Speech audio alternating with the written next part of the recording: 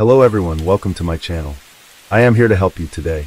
I know you use this video to fall asleep, so before that, like the video and subscribe to the channel. Also, where are you from and what time are you watching? Now get comfortable and relax. Case 1. Hannah Clark was born on September 8, 1988 in Brisbane, Australia, to parents Sue and Lloyd Clark. She was described as a bubbly, fun-loving, happy, and friendly girl who dreamt of having her own children one day, even at a young age. Hannah was a wonderful big sister to her brother. She represented the state in trampoline when she was just 16 years old and was a school captain during her senior year. For those here in the States, a school captain is a student who represents the student body and serves as a role model for the whole school. When Hannah finished school, she started teaching youth gymnastics at the Police Citizens Youth Club, or PCYC. She also worked as a teacher in vacation care. It was at the PCYC that 20-year-old Hannah met 31-year-old Rowan Baxter. Rowan Baxter was born on May 9, 1977, in Taranaki City, New Zealand. His childhood was described as chaotic, and his father went to prison when he was young for essay of a minor. It's been alleged, but not confirmed, that the minor was Rowan's sister. While not much is known about Rowan's history, one of his cousins stated that he was an angry child and had a history of showing cruelty to others. According to another cousin, she was terrified of Rowan, and his misogynist ways was a family trait that he inherited. Rowan played rugby at Taranaki Boys College and went on to be contracted to the New Zealand Warriors National Rugby League team in 2005. He was paid $10,000 a year, but he never played a game while part of the team. Rugby was a family sport, and his brother Charles played professionally for the Bay of Plenty Steamers for 5 years. Even though Rowan never actually played a game, he would always refer to himself as an ex-National Rugby League player, both in his future professions and also when he met people. Rowan's friends and co-workers didn't have the best things to say about him either. They described him as controlling and driven. He did not like to be told no. They said he always had to be the alpha male, and that he was very confrontational. Rowan was extremely competitive, including with his clients, and he always had to win. He would lie when it suited him. He made all decisions and ignored the advice of others. Rowan was suspicious in nature and always painted himself as the victim. He was short-tempered, and he was known to pretend to cry in order to garner sympathy from people. Only a couple of people had nice things to say about Rowan, that he was a loyal friend that would help out when needed, and that he was a good father to his kids. Rowan was married before he met Hannah and had a young son. Una's first wife met when he was 18, and she was 16. By the time their son was 2 years old, she wanted a divorce due to Rowan's controlling behavior and anger issues. However, Rowan wouldn't let her leave and took to stalking her. Rowan then told his estranged wife that he had a hose pipe in his car, and he had planned how he was going to end it for all three of them. Sadly, she decided to go back to this relationship. In 2008, Hannah was teaching at the PCYC in Carindale, a suburb of Brisbane, when Rowan's son attended her class. It was there that the two met, and even though he was still married, he began an affair with Hannah. At the time, Rowan had told Hannah that he and his wife had separated, but were living together for their son. About 4 months into the affair, he decided to break up with his wife. He moved out of the family home, agreeing to a co-parenting plan. However, Rowan would still get aggressive with his ex, threatening to beat her door down if there was a conflict in the parenting plan. Hannah became pregnant about 6 months into the relationship, and even though she wanted to keep the baby, Rowan convinced her to terminate it due to her young age. Over the next 4 years, Hannah and Rowan moved in together, moving a couple of times before settling in Mansfield. In October of 2012, Rowan and Hannah were married, and at the time, she was 14 weeks pregnant with their daughter. Rowan also stopped paying child support for his son after he had his first child with Hannah. Aaliyah Baxter was born on April 10, 2013. She was described as a sweet, articulate, clever girl who was excelling at school. She loved reading in English class. She was a brave girl who stood up to her father's violent behavior. She had seen the way that Rowan had treated her mother, and she didn't like it. In January of 2015, Hannah and Rowan, who were both very fitness-focused, decided to open a gym that they called Integrate Gym. Even though Hannah's parents and another investor paid to open the gym, it ultimately failed. Hannah's parents often paid their rent and bills to keep the family afloat. Around the same time that the gym opened, the couple had their second child, Leanna, and then 18 months later, their final child, Trey. Leanna Baxter was born on March 19, 2015, and was a sweet girl by nature. She was the peacekeeper who would try to make sure everyone was happy around her. She was described as a miniature version of her mother. If her father was angry, she would sit in his lap and try to calm him down. Trey Baxter was born on December 4, 2016, and was a mom's boy through and through.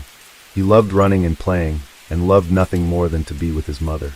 Over time, Rowan's behavior with Hannah became progressively more controlling and aggressive. Early in the relationship, Hannah had gone on a cruise, and she expressed concern to her mother that Rowan wasn't happy with her going away. He contacted her excessively during this whole trip. Rowan then started to control what she wore, forbidding her to wear shorts, short skirts, or the color pink. Keep in mind, this is in Brisbane, Australia, where it is often hot.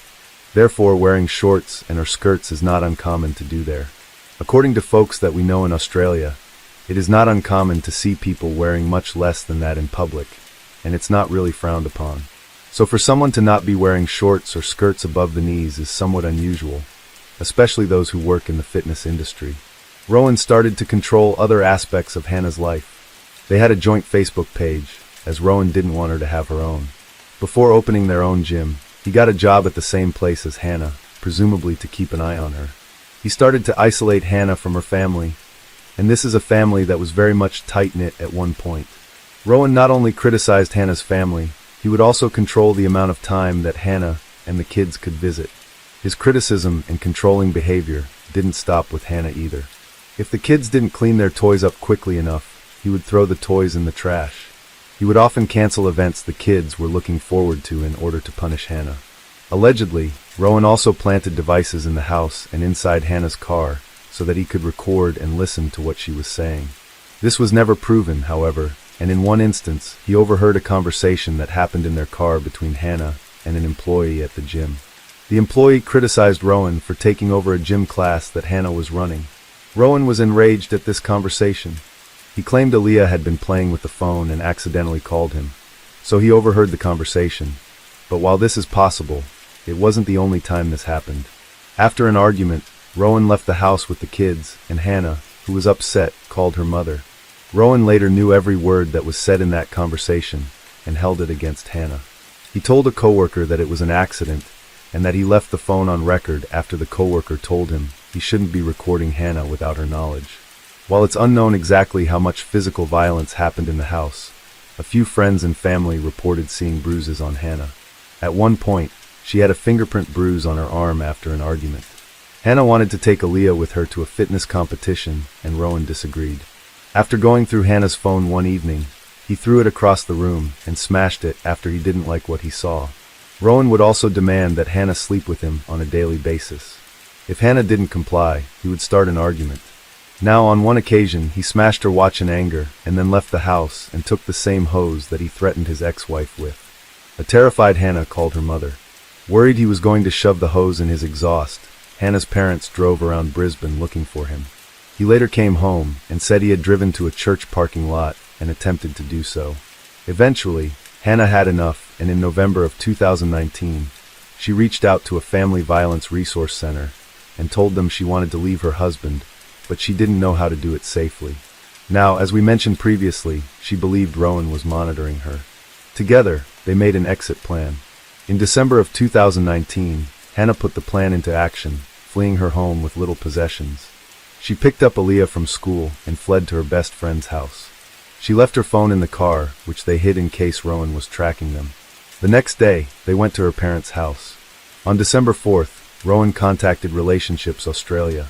According to their website, Relationships Australia is a leading provider of relationship support services for individuals, families, and communities.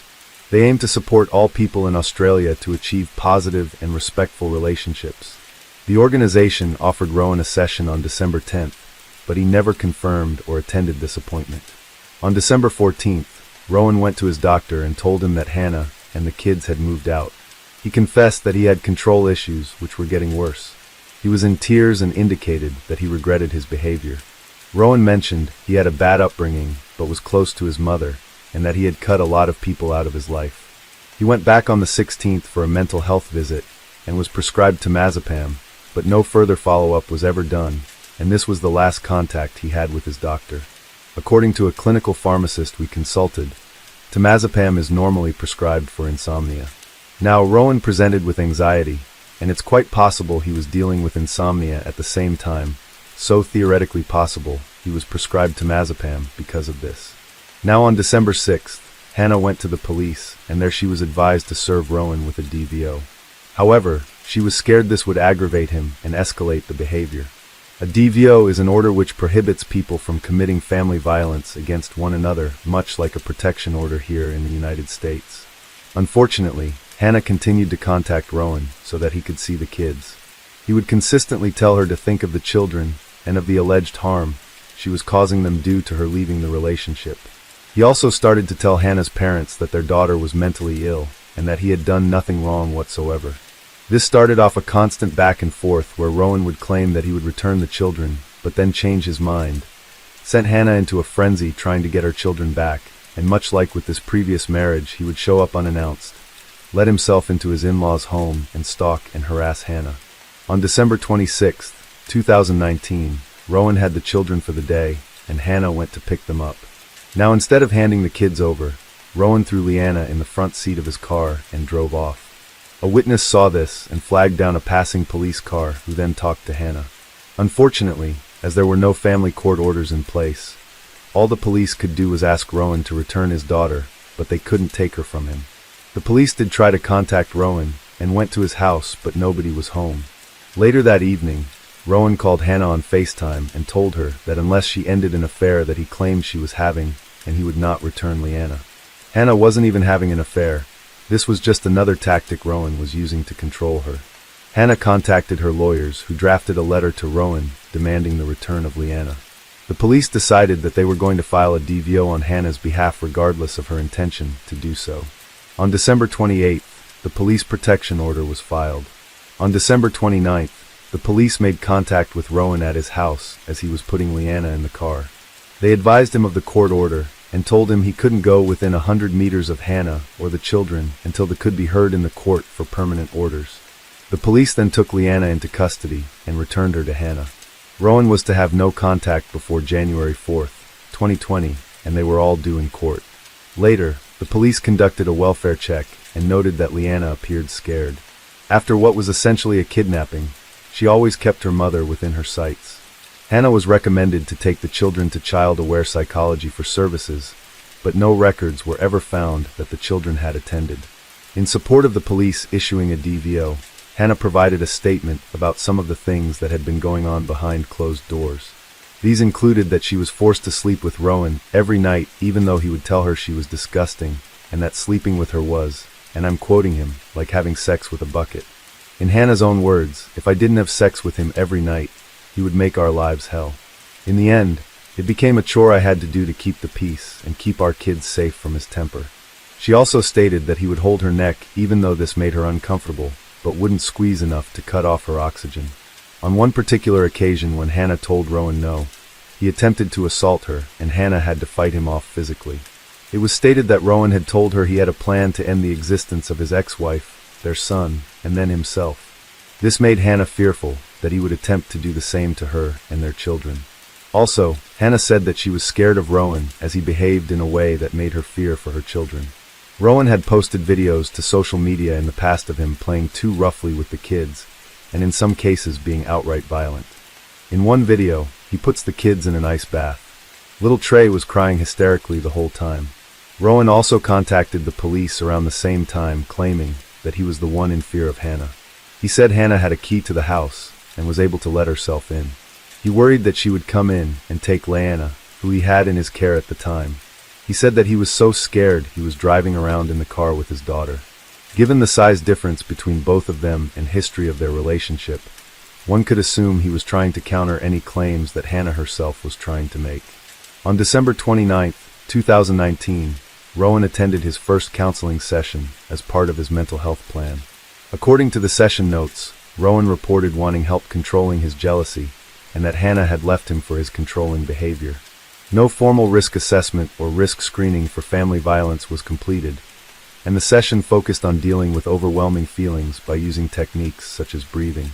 The psychologist also provided him with pamphlets on how to be supportive of each other and how to hold a relationship meeting to sort out problems logically. His mental health assessment indicated he was feeling moderately depressed and anxious, but answered no to all questions regarding harming himself or others. On December 30th, DV Connect attempted to contact Rowan twice by phone and text following a referral from the Queensland Police. They tried the next day, but were unable to establish contact. On the 31st, Rowan again attended his counseling session and disclosed that he had a protection order against him. He claimed that Hannah had made it all up and that he was upset that he wasn't able to see his children. Session notes state that they discussed the hardship of not seeing his kids, but again, no risk assessment was done. On January 1st, a child harm referral was raised within the police system to the Child Protection Investigation Unit. These are raised when there is potential for harm to come to a child resulting from a domestic incident attended to by the police.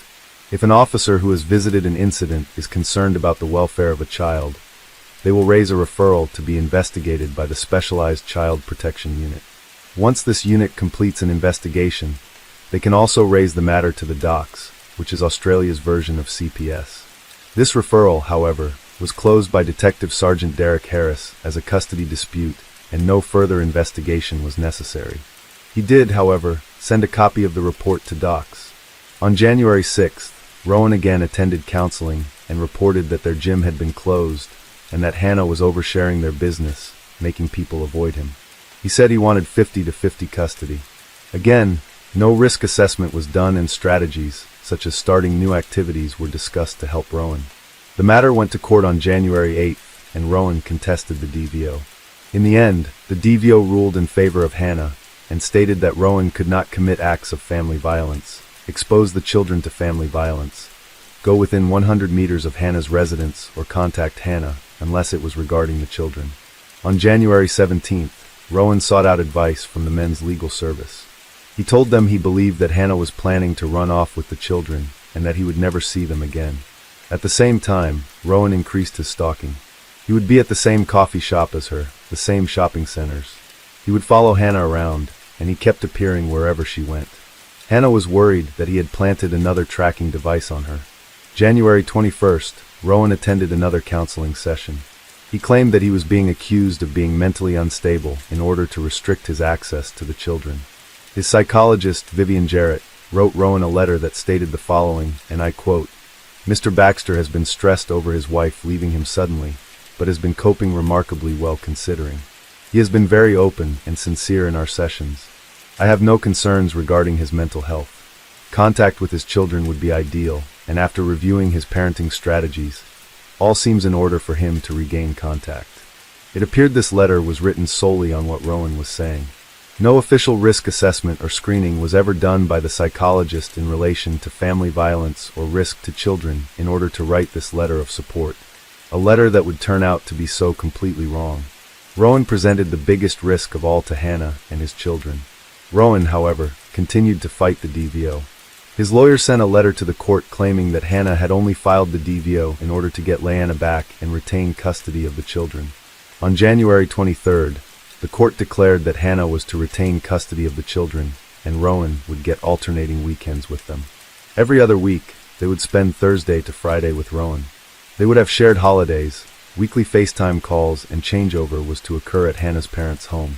Unfortunately, all of this was taking its toll on the kids, and they repeatedly stated that they did not want to see Rowan, especially Aaliyah.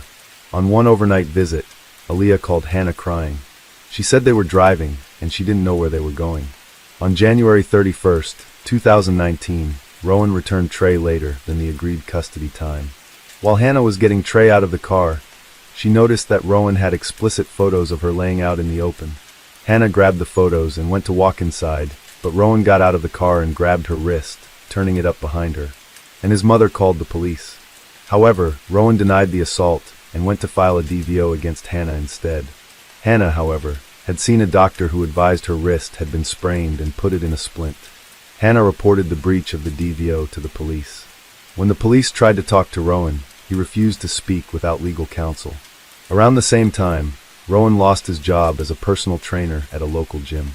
Hannah's lawyers also advised Rowan's lawyers that due to this incident, Hannah would not be following the parenting plan, and Rowan would not be seeing children any longer. Rowan was starting to unravel. He viewed everything as Hannah's fault in an attack on himself. He lacked insight into his behavior. His friends started to worry that he would make good on his threats to exit this world by his own means. The breach of the DVO finally caught up to him, but the police decided that rather than to take him into custody, they would issue him a notice to appear. He was also given notice for common assault for hurting Hannah's wrist. On February 7th, Rowan called Hannah's brother's ex-wife and stated he was so angry he wanted to kick her in the head. He wanted to go over, kick the door down, and smash her head in. On February 17th, Rowan went to a local hardware store and purchased zip ties, a jerrycan for fuel, and denatured alcohol. The following day, Rowan filled the jerrycan with 4.6 liters of fuel. He purchased 3 Kinder Surprise eggs and some lollipops. At 3:28 p.m. the same day, he phoned Youth and Family Services and inquired about a men's support program. At 4 p.m., he then phoned the men's line to inquire about the same program. At 6:25 p.m., he called a friend in tears saying he couldn't see the kids due to the DVO breach, and that everything Hannah is doing is working. That night, Rowan FaceTimed his children, but he didn't say anything. He just cried on the call. Hannah was worried for her own safety, even telling her mother that she needed to make a will because when Rowan killed her, he would go to prison and someone needed to care for the children. At one point, she told a friend at the gym she was worried Rowan would hurt the kids in order to hurt her. Sadly, she was right in both instances. On February 19, 2020, Hannah's mother Sue went to the gym and arrived home at 6:20 a.m. Hannah then went out and got coffee for herself and her mother and sat on her mother's bed drinking it while Sue got ready for work. The girls were playing in their bedroom, and Trey was watching a dinosaur show on the television. At 7:20 a.m., Sue kissed her daughter and grandchildren goodbye for what would turn out to be the final time. Hannah loaded up the kids in her car to drop Aaliyah and Liana off at school. Trey was in his car seat in the middle, Aaliyah was behind the driver's seat, and Liana was behind the passenger seat. As Hannah started the car, Rowan jumped into the passenger side, holding a jerrycan full of fuel, and told her to start driving. Hannah screamed at him to get out of the car. She drove but pulled up beside a man named Michael Zemek, who was in his driveway washing his car. She screamed to him, called the police, "He's going to kill me, he's poured petrol on me." Michael looked over and saw Rowan in the front seat, physically holding Hannah to prevent her from getting out of the car. She's trying to get free, and Michael noted that Rowan was calm and seemed to be in control of himself. Hannah managed to break free from Rowan and got out of the car, but by that time, Rowan had already set her ablaze. She was engulfed in flames. Michael told her to roll on the ground. He used his hose to douse the flames. He then extinguished the flames on Rowan, and after hearing Hannah scream something about the children, he raced into his house to call emergency services. Michael returned to the scene to assist, and was later admitted to hospital for burns to his face, eye, and arm which he obtained helping Hannah out of the car. While Michael was in the house, another bystander named Samantha Covey saw flames and drove towards them. Seeing Hannah on the side of the road, she picked up the hose and continued to put the fire out. Samantha sat with Hannah until emergency services arrived. She said that Hannah asked repeatedly about her children, asking if someone had gotten them out of the car and whether they were okay or not. Hannah told Samantha that she pulled the car up upon seeing Michael. Rowan dropped the lighter, setting her on fire. She said she had tried to stop him and again asked about her babies in the car. Another neighbor named Carrie Fernandez heard Hannah's cries to call police, and after seeing the scene, she also called emergency services. She was on the phone with dispatchers when the car exploded into flames. With the fire extinguisher in hand, Carrie raced to the car and attempted to put out the fire. The vehicle began to roll backwards, and as people called for her to watch out, Hannah stood up and screamed, "My kids."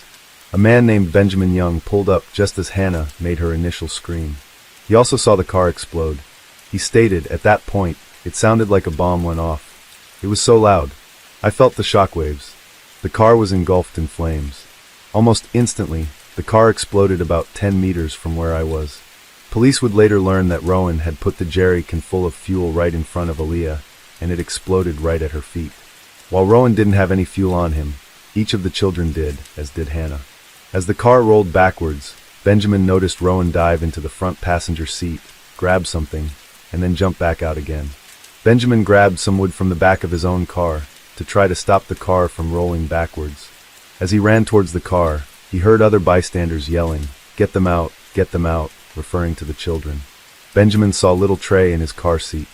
Sadly, the intensity of the fire meant they couldn't get close enough to the vehicle to rescue any of the children. Reese Gorley, another stranger trying to save the family, noticed that when Rowan dove into the car, he had grabbed a knife. He yelled a warning to Carrie Fernandez, who was still trying to use the fire extinguisher on the car, to back away from the now armed Rowan. Rowan then made one final cowardly act. Kneeling on the ground, he put the tip of the knife towards his body and fell forward onto it. He then curled up into a fetal position and died shortly thereafter. The damage was already done. In one short, heartbreaking morning, Rowan had killed Aaliyah, Liana, and Trey, and left Hannah burned all over her entire body, fighting for her life. Hannah had third-degree burns to 97% of her body. She kept asking about her children. Were they okay? Did someone get them out of the car? Knowing how dire her situation was, they redirected her and said she needed to focus on herself for now. Hannah called her dad before she succumbed to unconsciousness. As he picked up the phone, he couldn't hear anyone on the other end. He assumed it was a pocket dial or one of the kids playing with the phone.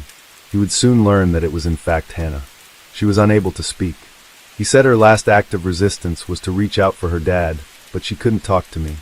Hannah died at 4:50 p.m. later that day. She was the last in the family to die. Post his death, a chilling note was found on Rowan's phone. It read, "I'm finishing your game.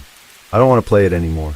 You can't F*** with someone's life like this and expect them to take it. I have told the kids that you love them. They will miss you, I'm sure." At autopsy, it was found that Hannah died from multi-organ failure due to the fire.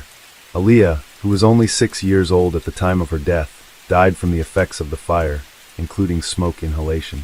She had severe burns to 100% of her body. While she had toxic levels of carbon monoxide in her blood, it is believed that that was not the cause of her death. This means Aaliyah knew what was happening and was burned alive. Liana, who was 4 years old at the time of her death, died from the effects of the fire, including direct thermal effects, the effects of smoke inhalation, and other combustion effects. Little Trey, only 2 years old, also died from the effects of the fire, including direct thermal effects, and the effects of smoke inhalation and other combustion effects. Rowan, who died from a stab wound to the heart, had no alcohol or other substances in his system at the time of his death. He also was not suffering from any disease or injury to his brain. The aftermath of this horrific crime impacted the whole of Australia in many ways. Coercive control, defined by the Queensland Police as any adult to use violent or controlling behaviours towards their current or former intimate partner, family member, or unpaid carer with the intention to control or coerce them, was not well discussed within the community. Many people didn't realize it was a form of family violence, and as of May 26, 2025, it will be illegal in Queensland to use coercive control over someone. Before this tragic story, while family violence was well known, the misconception that it had to be only physical violence existed. Other forms of family violence exist, and can be just as deadly as physical violence. After the tragic events of February 19, 2020, Hannah's parents started a foundation called Small Steps for Hannah, whose mission, in their own words, is in their quest to honor Hannah, Aaliyah, Lena, and Trey, and ensure that no family should endure this pain again. The Clark family have started a movement for change, Small Steps for Hannah, but a halt to the incidences and severity of domestic and family violence in Australia. HALT stands for Hannah, Aaliyah, Lena, and Trey. At an inquest into whether more could have been done to prevent these tragic events, the magistrate found Rowan Baxter was not mentally ill. He was a further actions taken by police officers, service providers, friends, or family members could have stopped Baxter from ultimately executing his murderous plans. Baxter made numerous appointments for counseling and with doctors. All of these actions were designed to assist him to contest the DVO and get what he wanted from the family court process. He did not have any real wish to obtain counseling or address his problems. He manipulated doctors and psychologists. When Baxter concluded that he had totally lost control over Hannah, he killed her and her 3 children. Hannah, Aaliyah, Lena, and Trey were laid to rest on March 9, 2020. They were buried together in one coffin. Hannah's uncle said the following words. He said, "For many of us, it felt like we had been shrouded in a shroud of darkness. It is only when we embrace this darkness that we can see the brightness of the stars shine through." That is what Hannah, Aaliyah, Lena, and Trey are. lights shining through their generation. Hannah's family remember her by the words of one of her last posts made to Facebook before her death. It read, "I am a strong woman. I don't sit around feeling sorry for myself, nor will I ever let anyone mistreat me again. I don't respond to people trying to dictate to me or bring me down. I am a survivor and not a victim. I am in control of my life, and there is nothing I can't achieve. My girls will grow up to be strong women who understand their worth." Hannah's brother had these words for the family he had lost. He said that Hannah was an amazing sister who was also his best friend. He said of his sister, was one of the greatest moms to walk the earth. Brown hair and brown eyes after you were born. Dad heard Brown Eyed Girl by Van Morrison on the radio on the way home, and forever this would be his song for you. He described his nieces and nephew as beautiful children who reflected their mom. He said, "Aaliyah, you were everything a big sister should be. Brave, strong, and quite bossy. Liana, you were the rat bag, the little middle. There was so much of Hannah in you. You were beautiful, sweet, and caring with an amazing imagination. You were the sweetest kid and a beautiful mermaid. Trey, mother's little man, and her best surprise." He heartbreakingly finished with, "I am so sorry I couldn't protect you." Case 2. Columbia, the largest city and beating heart of South Carolina, USA, is steeped in a rich history. Established as the state capital in 1786, it evolved into a vital hub for commerce and transportation. Yet, during the American Civil War, Columbia endured devastating destruction before rising from the ashes as a modern metropolis. The prestigious University of South Carolina calls this city home, and it was here, in this very place, that the tragedy of a young student named Samantha unfolded. Samantha Josephson, a senior at the University of South Carolina, was on the cusp of graduation, her future brimming with promise. She had her sights set on pursuing a master's degree in law, dreaming of becoming a brilliant attorney. Born on August 13, 1997, in Princeton, New Jersey, Samantha grew up in an intellectual family where both parents were highly educated. She had an older sister, 2 years her senior, and the family lived in harmony, filled with joy. From a young age, Samantha was a lively, mischievous girl, often playing pranks that filled her home with laughter. Friends and family adored her for her cheerful demeanor, always radiating positivity. Academically, she excelled, becoming a source of pride for her teachers and loved ones. After graduating from Robbinsville High School, she was easily accepted into the University of South Carolina, where she majored in political science. Throughout her college years, Samantha was a vibrant student, excelling not only in her studies but also in extracurricular activities. She was a member of the Alpha Gamma Delta sorority, an organization that promotes leadership, academic excellence, and social responsibility among women. Beyond that, she participated in a student exchange program in Barcelona, seizing the chance to explore the world. During her travels, she witnessed injustices firsthand, fueling her determination to study law with the hope of defending justice. Samantha aspired to become a human rights lawyer like Amal Clooney, the renowned British attorney known for her work in human rights and international cases. In her sophomore year, Samantha met Greg, a student 1 year ahead of her, at a bar. They quickly grew close and started dating. When Greg graduated in 2018, he chose not to continue his studies and instead returned to his hometown of Mount Pleasant, 2 hours' drive from Columbia, to start working. Despite the distance, they maintained a tight-knit relationship through regular video calls and weekend meetups. In 2019, with just 2 months until her graduation, Samantha received exciting news. She had been accepted into Rutgers University's prestigious master's program in law with a partial scholarship. Less than 10 minutes later, she received another acceptance, this time from Drexel University, offering a full scholarship. After careful consideration, Samantha chose Drexel to ease the financial burden on her family. Her boyfriend, Greg, supported her decision and planned to find a job in Philadelphia so they could be closer. Everything seemed perfect. Samantha had love, a bright career, and a world of possibilities ahead. But no one could have predicted that, in one fateful night, it would all come crashing down. On March 28, 2019, Samantha and her friends headed to 5 Points, a lively area less than a mile from campus, to unwind.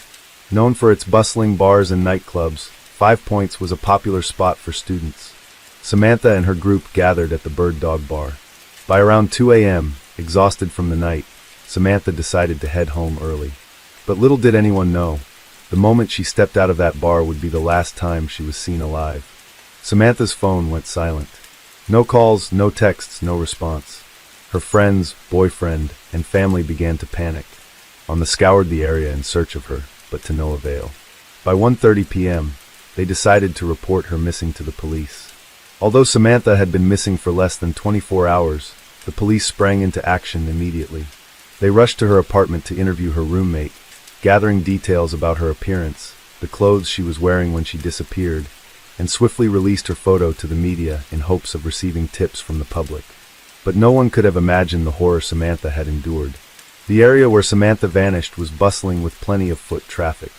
Surely someone must have noticed her movements. Indeed, at 4 p.m., the police received a critical lead.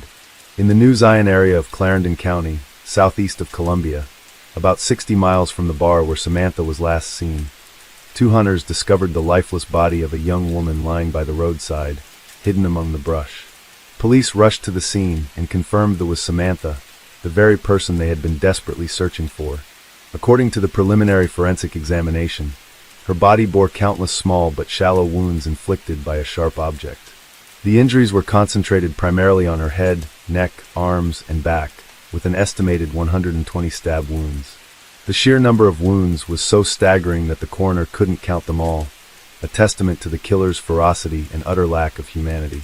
Even more horrifying, the coroner discovered that the murder weapon wasn't a typical knife, but something with a unique design, resembling 2 parallel blades.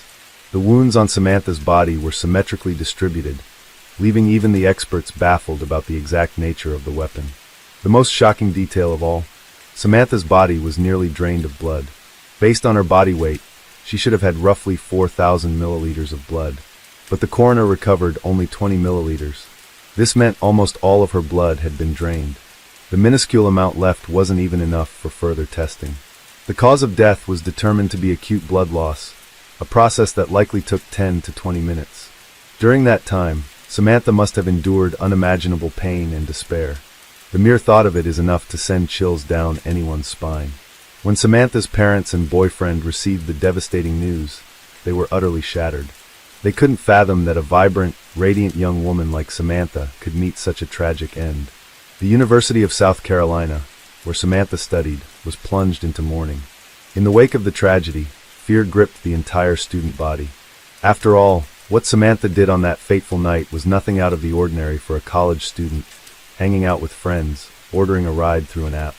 These everyday actions meant that anyone could become a victim just like her. Panic spread through the student community. No one dared to visit bars or use ride-hailing apps so casually anymore. For the police, the pressure was immense. If they didn't catch the killer quickly, every student in the area would continue living in danger. Determined to crack the case, they mobilized a large task force to investigate. The police decided to start with the most critical lead, pinpointing the last time and place Samantha was seen alive. On the night of March 28th, Samantha's friends who had been drinking with her recounted the events. That evening, we were chatting and drinking at the bar. Samantha wasn't in the best mood, but she seemed fairly normal. Around 2 a.m. on the 29th, she said she wanted to head home to sleep and left before us. Samantha's boyfriend, Greg, also provided his statement. That day, my girlfriend and I were texting. Her parents were unwell, so she wasn't in high spirits. We messaged until 2:04 a.m., when she told me she had booked an Uber and the car was on its way. That was the last message I received from her. After that, she stopped responding.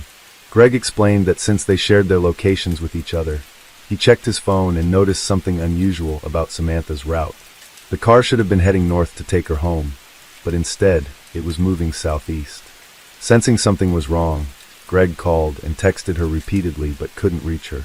Even more bizarre, her location sharing suddenly turned off, an occurrence that had never happened before. At first, Greg didn't immediately alert the police, thinking Samantha might be tied up with something personal. But when morning came and he still couldn't contact her, he raced to Columbia to search for her.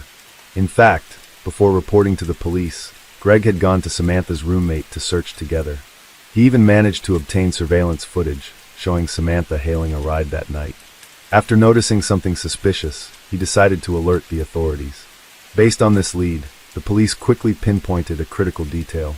Samantha had disappeared after booking an Uber. This meant the Uber driver could very well be a suspect. The police promptly contacted Uber and identified the driver who had accepted Samantha's ride, a man named Marcus. When questioned, Marcus admitted he had indeed accepted Samantha's booking, but claimed he never met her that night. He waited for a while, and when no one showed up, he canceled the ride. This raised the police's suspicions. Could Samantha have gotten into the wrong car? Following this lead, they reviewed footage from roadside surveillance cameras. At just past 2 a.m. on March 29th, Samantha was standing alone on a street corner, waiting for her ride. She was wearing an orange-red top, black jeans, and holding her phone. Though it was late, the area was still bustling with young people hanging out. No one appeared to be following or approaching her. Samantha stood calmly at the pickup spot, with nothing seeming out of the ordinary.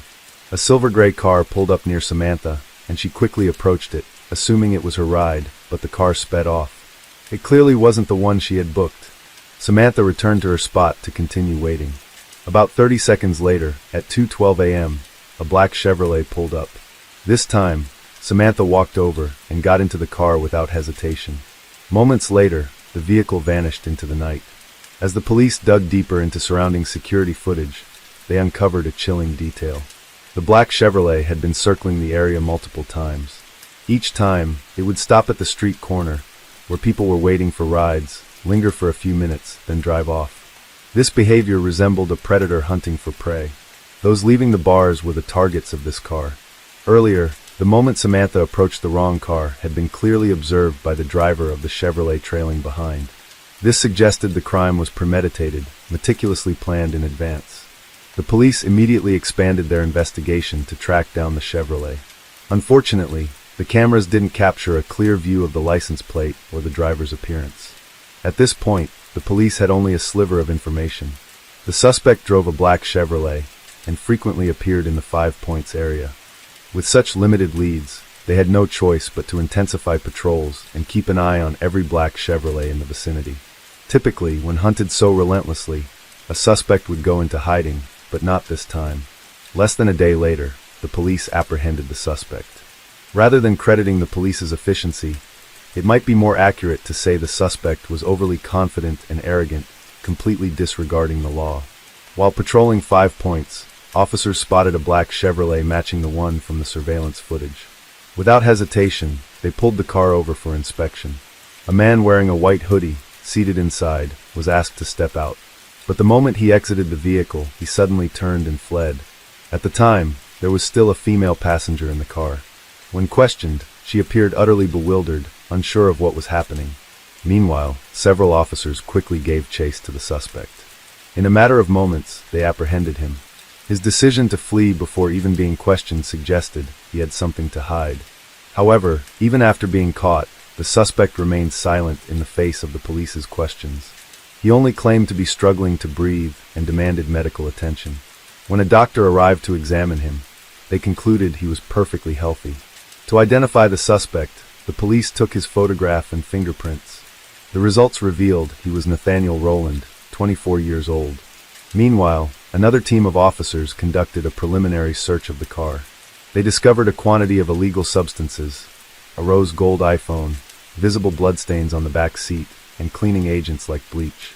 It was highly likely that this car was the crime scene. Investigators swiftly arrived to collect evidence from the vehicle, as well as from Nathaniel's body and clothing. Realizing he couldn't conceal the blood in the car, Nathaniel concocted a far-fetched story. He claimed that on March 28th, he attended a family gathering, drank too much, and stayed overnight at a hotel. The next morning, when he returned to his car, he found it covered in blood. He then bought cleaning agents to scrub it down. Nathaniel insisted someone else had borrowed his car, and he had no idea what had happened.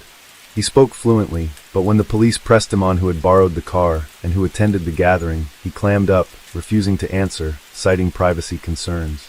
His statement was clearly a poorly staged act. The police continued their thorough search of the car and uncovered even more damning evidence. First, the back seat had the child safety lock engaged, preventing anyone in the rear from opening the doors from the inside. Second, there was a footprint on the window, as if someone had tried to kick the glass out, but failed. Third, inside the car, they found a shopping list that included items like duct tape, gloves, gasoline, and a phone, suggesting a plan to dispose of evidence. Additionally, the police discovered an eviction notice for a woman named Maria. On March 26th, Nathaniel had submitted a bail application on her behalf. After verification, the police confirmed that Maria was Nathaniel's current girlfriend. Meanwhile, despite the car having been cleaned, the police used luminol and discovered that the back seat was almost entirely saturated with blood. A seasoned investigator with 25 years of experience remarked that this was the most gruesome crime scene he had ever encountered. Particularly striking was the fact that the blood in Samantha's body had been almost completely drained, a detail that perfectly matched the volume of blood found in the car. DNA analysis confirmed that the bloodstains in the vehicle belonged to Samantha. Additionally, the shoe print on the rear window matched Samantha's shoes, and the rose gold iPhone found in the car was hers. The forensic team also examined Nathaniel's fingernails and discovered traces of Samantha's DNA. Notably, the location where Samantha's body was found was just under 2 miles from Nathaniel's home, a remote area he knew intimately. This likely explains why Nathaniel chose to dispose of the victim there. Based on this circumstantial evidence, the prosecution charged Nathaniel with first-degree murder and kidnapping. Samantha's family argued that Nathaniel's actions were so brutal and posed such an unpredictable threat to society that they urged the court to deny him bail. The judge agreed, rejecting his request for release. Nathaniel Rowland was born in 1994 in South Carolina. Little is known about his childhood, except that he was a rebellious child. During high school, he served as the captain of his school's basketball team and was well liked by his coach. As an adult, Nathaniel frequently drove around the 5 Points area, often seeking to meet unfamiliar women. Without a stable job, he lived a reckless lifestyle and was regularly involved in illegal activities. In October 2018, 2 men in Colombia abducted a woman and robbed her home. Hours after the incident, police found Nathaniel in possession of the stolen items, indicating his direct or indirect involvement in the kidnapping. That case was still under investigation when, shockingly, Samantha's murder occurred. This pattern revealed Nathaniel to be a dangerous repeat offender. Yet, despite the mounting accusations from the police, Nathaniel steadfastly denied the charges, insisting he was innocent and had been wrongfully arrested. With no confession, the prosecution had no choice but to meticulously piece together all the circumstantial evidence to construct a complete picture of the crime. On July 20th, 2021, Nathaniel's trial officially began. The prosecution called a total of 31 witnesses, with the most pivotal testimony coming from Nathaniel's girlfriend, Maria. In fact, when the police approached her, Maria expressed a willingness to cooperate fully, determined to share everything she knew without holding back. Maria revealed that she and Nathaniel had known each other for a long time, but had only recently started dating. Nathaniel owned a black Chevrolet and often lingered around the 5 Points area. On the evening of March 28th, Nathaniel didn't come home. Maria texted him to ask where he was, but he didn't respond. It wasn't until around 7 a.m. on the 29th that she spotted his car parked nearby. In a rush to get to work, Maria didn't have time to confront him. She simply got into the car and asked him to drive her to her job. On the way, Maria noticed the back seat was covered in bloodstains. When she asked Nathaniel what had happened, he snapped at her, telling her to mind her own business. She also spotted a rose gold iPhone in the car, clearly belonging to a woman. When she questioned him about the phone's origins, Nathaniel claimed he had found it and planned to wipe its data before giving it to her. However, Maria, not being a fan of iPhones, declined the offer. Later that afternoon, when she returned from work, Maria noticed that the clothes Nathaniel had changed out of were also stained with blood.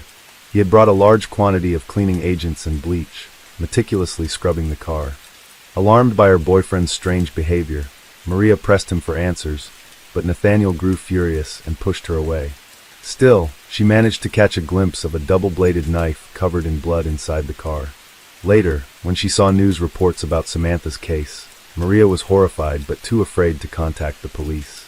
She lived in fear until the authorities reached out to her, at which point she felt a sense of relief and was ready to reveal everything. Based on Maria's testimony, the police searched the area around her home and discovered a double-bladed knife in a nearby trash bin. Forensic analysis confirmed that the knife's unique structure perfectly matched the wounds on the victim's body. Traces of blood on the blade were also identified as Samantha's, solidifying its role as the murder weapon. In the same trash bin, the police found blood-soaked clothing belonging to Nathaniel along with bed sheets, towels, and gloves, all drenched in Samantha's blood. These findings became critical evidence in the case against Nathaniel. Additionally, the police gathered further supporting evidence. Phone location data revealed that in the early hours of March 29th, both Nathaniel's and Samantha's phone signals left Columbia together, traveling along Highway 378 before stopping in New Zion, the location where Samantha's body was found. At 5:43 a.m. on March 29th, someone attempted to withdraw money from Samantha's Wells Fargo bank account 9 times. Surveillance footage from the ATM captured a man, his face concealed, trying to complete the transaction. He repeatedly entered incorrect PINs before giving up and leaving the scene. A witness also observed this incident. Based on the timing, it was determined that Samantha had already been killed by this point. Although the man's face wasn't clearly visible, his build and height strongly indicated that it was Nathaniel. Around 11 a.m. on March 29th, Nathaniel visited a second-hand store and attempted to sell Samantha's iPhone. When the employee unlocked the phone, they noticed the lock screen displayed a photo of a woman. When asked about the phone's origins, Nathaniel gave a vague, hesitant response, unable to provide a reasonable explanation. As a result, the employee refused to buy the phone, leaving it in Nathaniel's possession. With the evidence collected, it was almost certain that Nathaniel was the perpetrator. However, the trial did not proceed as smoothly as anticipated. Nathaniel's defense attorney argued that no DNA from Nathaniel was found under Samantha's fingernails, suggesting he couldn't be the killer. Theoretically, if Samantha had been attacked, she would have fought back fiercely, leaving traces of her assailant's DNA under her nails. The absence of such evidence, the defense claimed, proved Nathaniel's innocence. In response, the prosecution countered that if the attack was sudden and overwhelmingly violent, Samantha may not have had the chance to resist. Alternatively, she might have fought back, but only made contact with the assailant's clothing, leaving no DNA behind. Furthermore, an examination revealed that Samantha's nails had been trimmed within 1 to 2 days after her murder, a possible attempt by Nathaniel to erase evidence and cover his tracks. When this argument failed to gain traction, the defense called additional witnesses to support their client. Nathaniel's cousin testified that on the night of March 28, 2019, Nathaniel had been drinking heavily and slept through the night, leaving no opportunity to go out. Nathaniel's father also claimed that on the morning of March 29th, Nathaniel discovered his car keys were missing, only to later find them in a parking lot. When he opened the car door, he found it filled with bloodstains. The father suggested that someone else might have used Nathaniel's car to commit the crime, asserting his son's innocence. Nathaniel's family, friends, and high school basketball coach all tried to portray him as a good person, mischievous perhaps, but incapable of committing such a barbaric crime. However, these defenses couldn't sway the overwhelming evidence presented by the prosecution. On July 27, 2021, after just over an hour of deliberation, the jury unanimously found Nathaniel guilty of murder and kidnapping charges. In a final statement, Nathaniel's mother pleaded for leniency, insisting her son was a compassionate person incapable of such a crime. But the judge deemed Nathaniel's actions too cruel and abhorrent. He described the case as one of the most severe and savage murders he had ever encountered in his courtroom. As a result, no leniency was granted. Nathaniel was sentenced to life in prison, without the possibility of parole.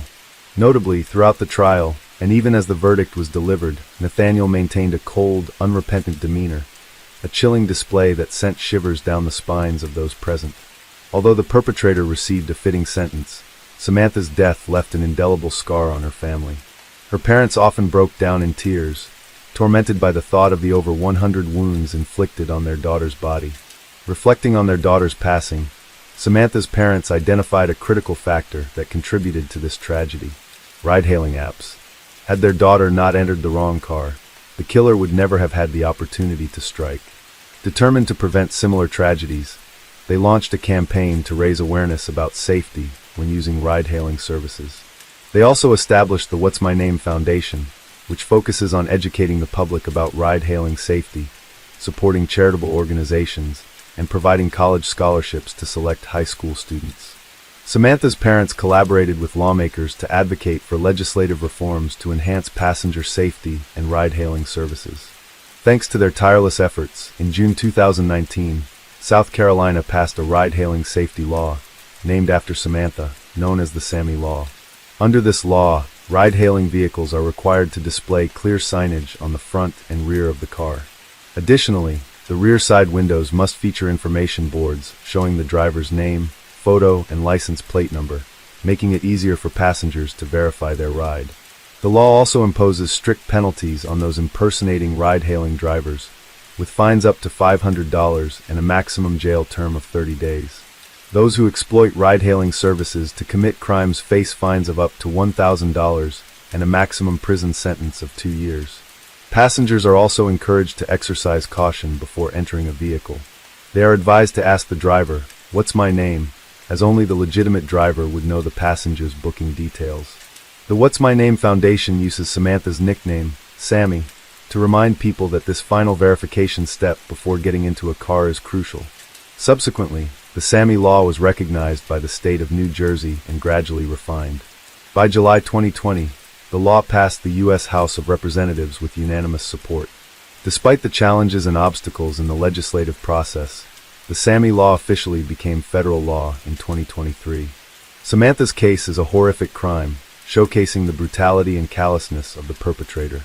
While justice was served with Nathaniel's sentencing, the pain inflicted on the victim's family remains irreparable. The passage of the Sammy Law marks a significant step forward in protecting passengers using ride-hailing services. But it also serves as a bitter reminder that such protective measures often come at the cost of irreplaceable loss. Case 3. Around 7 a.m. on January 13, 1995, at the University of Tennessee campus in Knoxville, a city in eastern Tennessee, USA, a janitor named Alan began his routine task of collecting trash across various areas of the school. The campus is quite expansive, so each worker is assigned a specific area to clean. That day, Alan was tasked with tidying up Tyson Park, a small wooded area near the university, home to an abandoned steam plant that had been deserted for years. When he learned of his assigned area, Alan felt a stroke of luck. The spot he was asked to clean was remote, with little foot traffic, meaning he wouldn't have to exert much effort.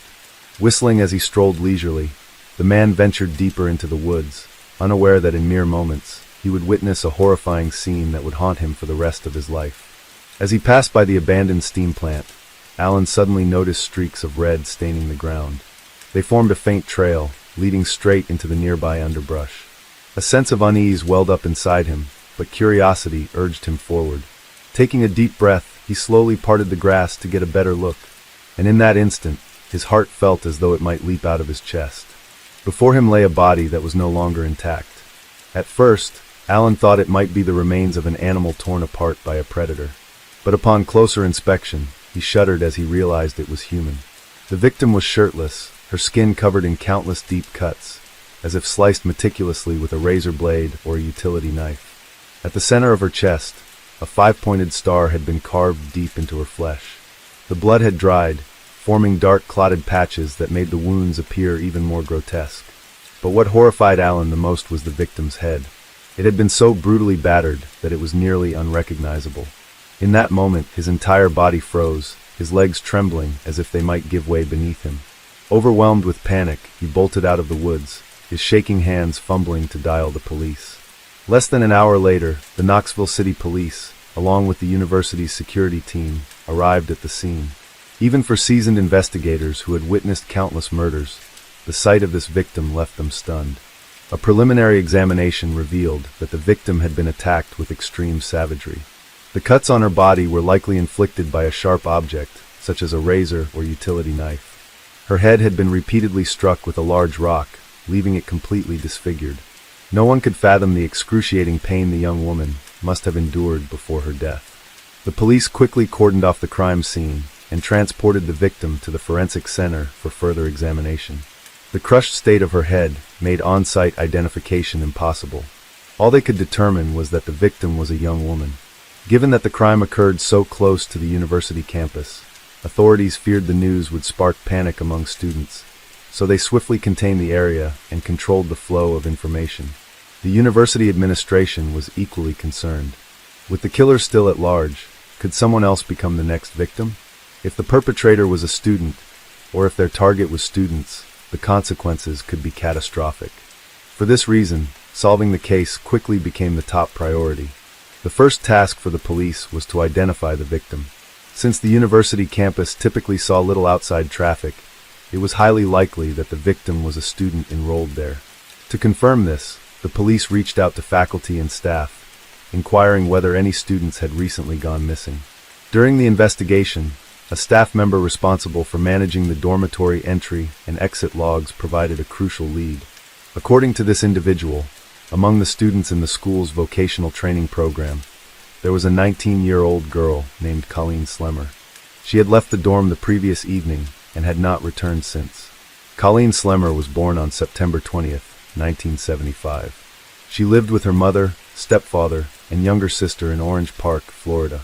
In September 1994, unable to afford college tuition, Colleen decided to join a vocational training program offered by the U.S. Department of Labor. This program supported young people aged 16 to 24, providing free education and job training, with some facilities even offering housing. Through this opportunity, Colleen was able to study computer science, a field she was deeply passionate about. Notably, the vocational training program in Knoxville, where Colleen was enrolled, shut down just a few months after the murder took place. Upon receiving this information about Colleen, the police immediately checked the entry and exit logs for the evening of January 12th. The results revealed a striking anomaly. According to the records, Colleen had left the dorm with 3 other individuals, Krista, Tatterall, and Shadala. The 4 of them departed together at 8 p.m. By 10:15 p.m., the other 3 had returned, but Colleen had not. Where could a young woman like Colleen have gone at that hour? The more the police thought about it, the more they sensed something was terribly wrong. They decided to summon the 3 individuals who had been with Colleen that evening for questioning. However, before they could track them down, another significant lead emerged. A university security guard brought the police a leather jacket, explaining that it belonged to Krista, one of the 3 people who had been with Colleen the previous night. Krista had left the jacket behind, and, concerned it might be related to the case, the guard promptly turned it over to the authorities. When the police searched the jacket's pockets, what they found inside left them stunned. Wrapped in a tissue was a bone fragment, still stained with blood that hadn't fully dried. The forensic experts present immediately recognized something alarming. Based on their experience, they determined that the fragment closely resembled a piece of human skull tissue. However, they couldn't draw a definitive conclusion on the spot and needed to send the sample to the forensic center for a more precise analysis. Meanwhile, another female student from the vocational training program approached the police with a critical piece of information. That morning during class, Krista had suddenly pointed to the brown stains on her shoes and, with a smug grin, declared, "This isn't mud, it's blood." She then began to boast, describing in vivid detail how she had slit her rival's throat and used a rock to crush her skull. Hearing this, the police felt a chill run down their spines. They immediately recalled the young woman's body, savagely mutilated in the woods, and a horrifying question surfaced in their minds. Could it be that, after committing such a heinous act, this young woman felt no fear and instead took pride in flaunting her crime? With suspicion mounting, the investigative team began questioning the 3 individuals who had been with Colleen on the night of the murder. Krista and Shadala started to recount the details of what had happened, and piece by piece, the puzzle began to take shape. It all started when Krista decided to teach Colleen a lesson. Convinced that Colleen was trying to seduce her boyfriend, Tatterall, Krista had joined the vocational training program in 1994, where she met Tatterall, a 17-year-old teenager. The 2 quickly grew close, bonded by a shared and disturbing belief in Satanism. This religion was steeped in warped, sinister doctrines that rejected God, exalted cruelty over compassion, and involved rituals to summon demons, sometimes even performing human sacrifices. To most people, these practices were horrifying and deeply wrong, but for Krista and Tatterall, they were a thrilling obsession. Their shared darkness drew them together, and they soon became a couple. But their happiness didn't last long. When the holidays arrived, Krista had to return home, leaving Tatterall alone at the dorm. Unable to bear the loneliness, he began seeking a replacement, and his attention quickly turned to Colleen. Tatterall started approaching her, using every trick in the book to charm her. He believed that with his girlfriend away, no one would ever find out, but he was gravely mistaken. Women's intuition is often razor sharp. The moment Krista returned, she immediately sensed something off in the dynamic between Tatterall and Colleen. The chemistry between them was too obvious to conceal, no matter how hard they tried. Krista furiously confronted Tatterall, demanding to know if he had betrayed her. Naturally, he denied it vehemently. Colleen's friends also stepped in to defend her, insisting there was nothing between the two of them. But, despite all the denials, Krista trusted her instincts. She wasn't one to let things slide. From that moment on, Krista relentlessly tormented Colleen, using threatening words that left her living in constant fear. Colleen called her mother multiple times, desperately pleading to leave the vocational training program, but her mother refused. She insisted that Colleen finish her studies before even considering leaving. After a while, mere threats were no longer enough to satisfy Krista's rage. She wanted Colleen to pay a real price. So Krista turned to Shadola, a close friend in the vocational training group, and together they devised a plan for revenge. While plotting, Krista decided to involve her boyfriend, Tatterall, in the scheme. Since both were devout believers in Satanism, Krista exploited this to manipulate him. Playing the role of a mystic, she declared, "The universe has been out of balance. Without a sacrificial offering, the celestial order will collapse. We won't survive unless we offer up a soul." And the chosen sacrifice was none other than Colleen. To any rational person, such a statement would sound like absurd nonsense, but Tatterall believed it wholeheartedly. And so, the trio set their sinister claws on Colleen, sealing her tragic fate from that very moment. On the afternoon of Thursday, January 12th, 1995, Krista reached out to Colleen. She put on a sincere facade, claiming she had been too impulsive in the past. To show her remorse, she invited Colleen to go shopping near the school, hoping to resolve their conflict and become friends. Colleen let out a sigh of relief. After all, Krista's constant harassment had left her incredibly stressed. Now, seeing the other girl take the initiative to make peace, Colleen happily agreed. Before heading out, Krista called her boyfriend Tatterall and Shadola to join them. She said the more the merrier. And so, around 8 p.m., the four of them left the dormitory together. On the way, Krista mentioned Tyson Park nearby. She explained that she, Tatterall, and Shadola often went there to smoke marijuana. Then she suggested, "Today we're putting our misunderstandings behind us. Why don't we head over there, share a joint, and celebrate?" The invitation immediately swayed Colleen. After all, Tyson Park was close to the school, just a short walk away. Plus, they were a group of four. Surely there was no danger. Without a hint of suspicion, she cheerfully accepted. But could Krista really forgive so easily? The answer was a resounding no. As soon as they left the dormitory, she had already hidden a utility knife and a butcher knife on her person. Throughout the walk, Krista was merely suppressing her emotions. Like a predator lurking in the bushes, she waited for her prey to fall into the trap. It wasn't until the group ventured deep into the woods, far from any crowded areas, that she revealed her true nature. Moments before, she had been laughing and chatting cheerfully. But in an instant, Krista spun around, facing Colleen with an icy glare. "Why did you try to seduce my boyfriend?" she demanded, leaving Colleen stunned and utterly confused. Colleen quickly reacted, shaking her head in her and Totoro. But her explanation didn't calm Krista. It only fueled her fury further. Rage erupting, Krista grabbed Colleen by the hair, yanked her down to her knee, and began attacking her in a frenzy. Colleen collapsed to the ground. Sharp pain coursed through her body, and she couldn't hold back her cries. It was then that she realized something was terribly wrong. Her voice trembling, Colleen sobbed, "Why are you doing this to me? I'll report this to the school." But Krista only sneered, unfazed. Instead of stopping, she delivered a brutal kick to Colleen's body, spewing a torrent of vile insults. Despite the relentless assault, Colleen struggled to her feet, summoning all her strength to flee. But she forgot there were two others present. Tadaro immediately lunged forward, pinning Colleen to the ground, while Shadola stood guard, watching for anyone who might pass by. At that moment, Krista pulled out the knife she had prepared, coldly striking down with such force that blood sprayed everywhere, staining Colleen's clothes crimson. Yet, she didn't stop there. With a sadistic gleam in her eyes, Krista continued to slash at her repeatedly. By now, Colleen could sense the true murderous intent. Overwhelmed with terror, she began to sob and beg, "Please spare me. I'll leave right away. I swear I'll never come back, and I won't tell anyone about this." But her pleas didn't soften Krista. They only heightened her excitement. Krista attacked Colleen with unhinged ferocity.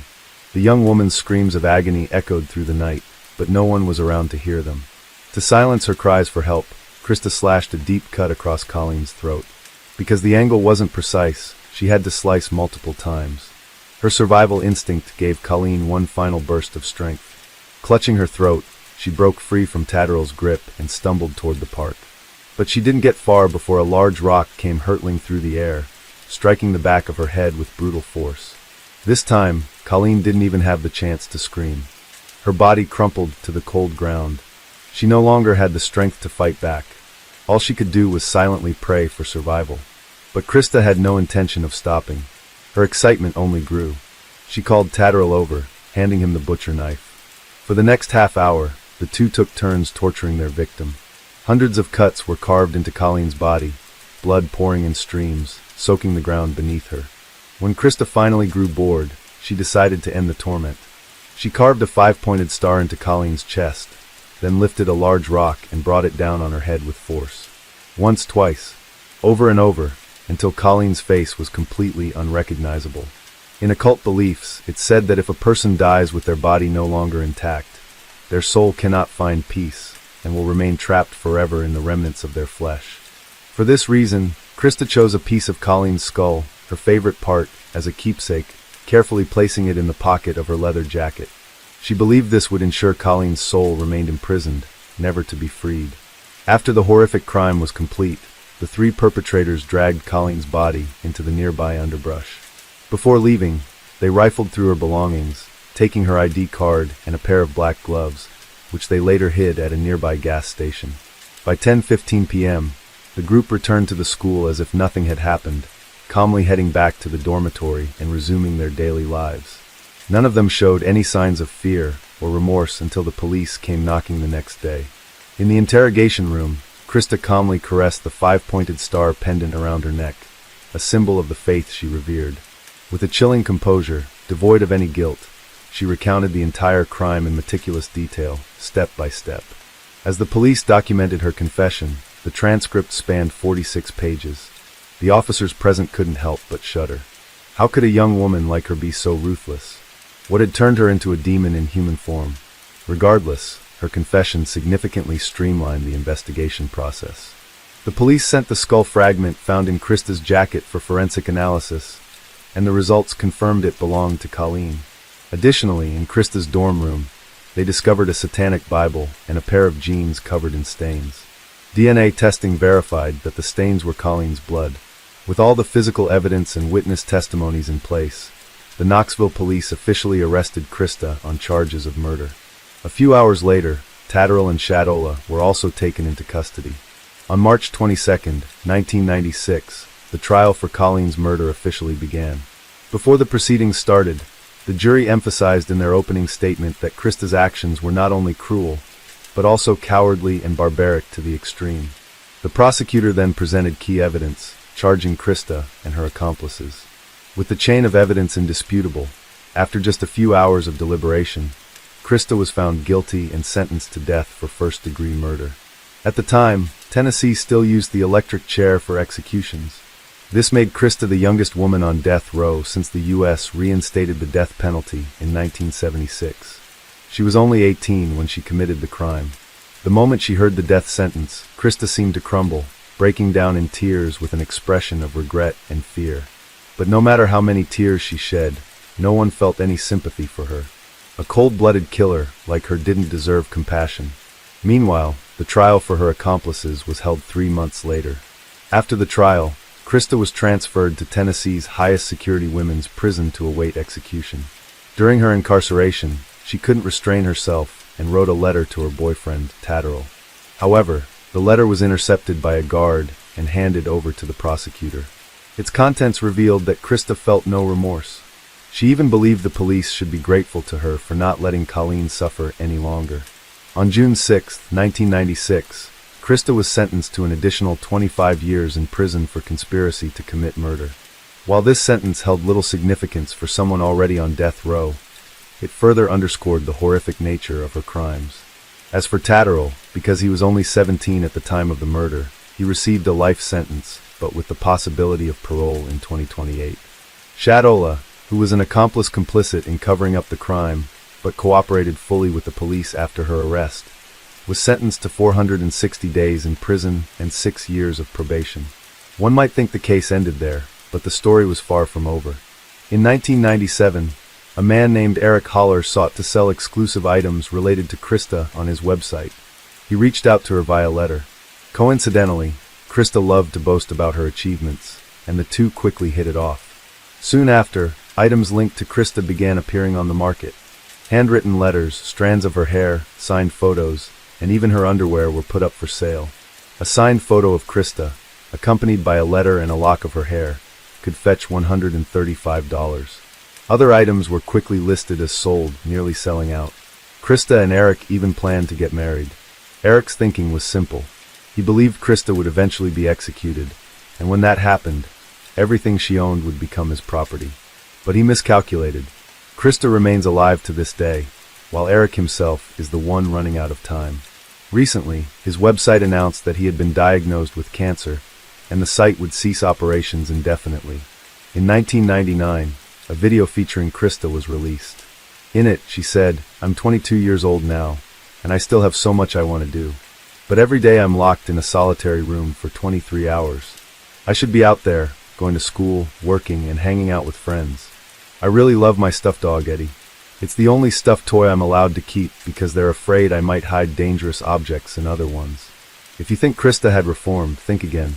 On August 24, 2001, two inmates at the prison, Natasha Cornett and Patricia Jones, got into a conflict. Krista suddenly intervened, wrapping a shoelace around Patricia's neck in an attempt to strangle her. Fortunately, guards arrived just in time to stop her. When questioned by the police, Krista shrugged nonchalantly and said, "I was just helping Natasha. But if Patricia had died, I wouldn't have lost any sleep over it. I don't really care." 6 days after the attack on Patricia, Krista had a phone call with her mother. During the conversation, she said, "I bet if I had one more chance, I'd definitely succeed. Or if I'd had just 30 more seconds back then, that girl would have been gone from this world." Clearly, Krista regretted not being able to finish Patricia off. From then on, other inmates steered clear of Krista. She was placed in solitary confinement in a cell measuring just 113 square feet, allowed only 1 hour outside each day. For her, freedom had become a distant dream. The attack on Patricia Jones led to Krista being convicted of yet another charge, attempted first-degree murder. Even so, this new sentence had little impact on her predetermined fate. Krista's lawyer once attempted to appeal, hoping to have her death sentence commuted to life imprisonment.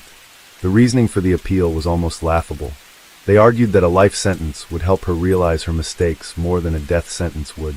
But ironically, Krista seemed so fed up with her prison life that she rejected the appeal and even requested immediate execution. She said, "Because no one's going to take me out of prison to go play at Disney." The judge, who had never heard such a bizarre request in his career, agreed and set her execution date for August 19, 2002. Krista repeatedly expressed her gratitude, saying, "Thank you. It's okay, Mom." In 2008, Krista filed for a retrial. During the hearing, as she listened to a recording of her 1995 confession, she couldn't hold back her tears. But those tears changed nothing. Her request for a retrial was once again denied. In 2012, no one knows how Krista managed to convince a 34-year-old man named Donald Kohut, who had been corresponding with her for over a year, to willingly help her escape from prison. Donald bribed a 23-year-old guard named Justin Heflin, paying him to create a spare key to unlock the prison doors. However, the plan was exposed before it could even take off, thanks to a tip-off. On May 31, 2012, Donald was charged with bribery and conspiracy to escape, receiving a 7-year prison sentence. The guard, Justin, cooperated with the police and testified in court, avoiding jail time but losing his job at the prison. As for Krista, since there was no direct evidence proving her involvement in the escape plan, she emerged unscathed. Afterward, unwilling to face execution, Krista filed a complaint with the state's Human Rights Commission, claiming she had long suffered from severe mental illness that wasn't properly considered during her trial, resulting in an unfair verdict. Upon receiving her complaint, the Human Rights Commission immediately sent experts to conduct a psychiatric evaluation of Krista. The results were surprising.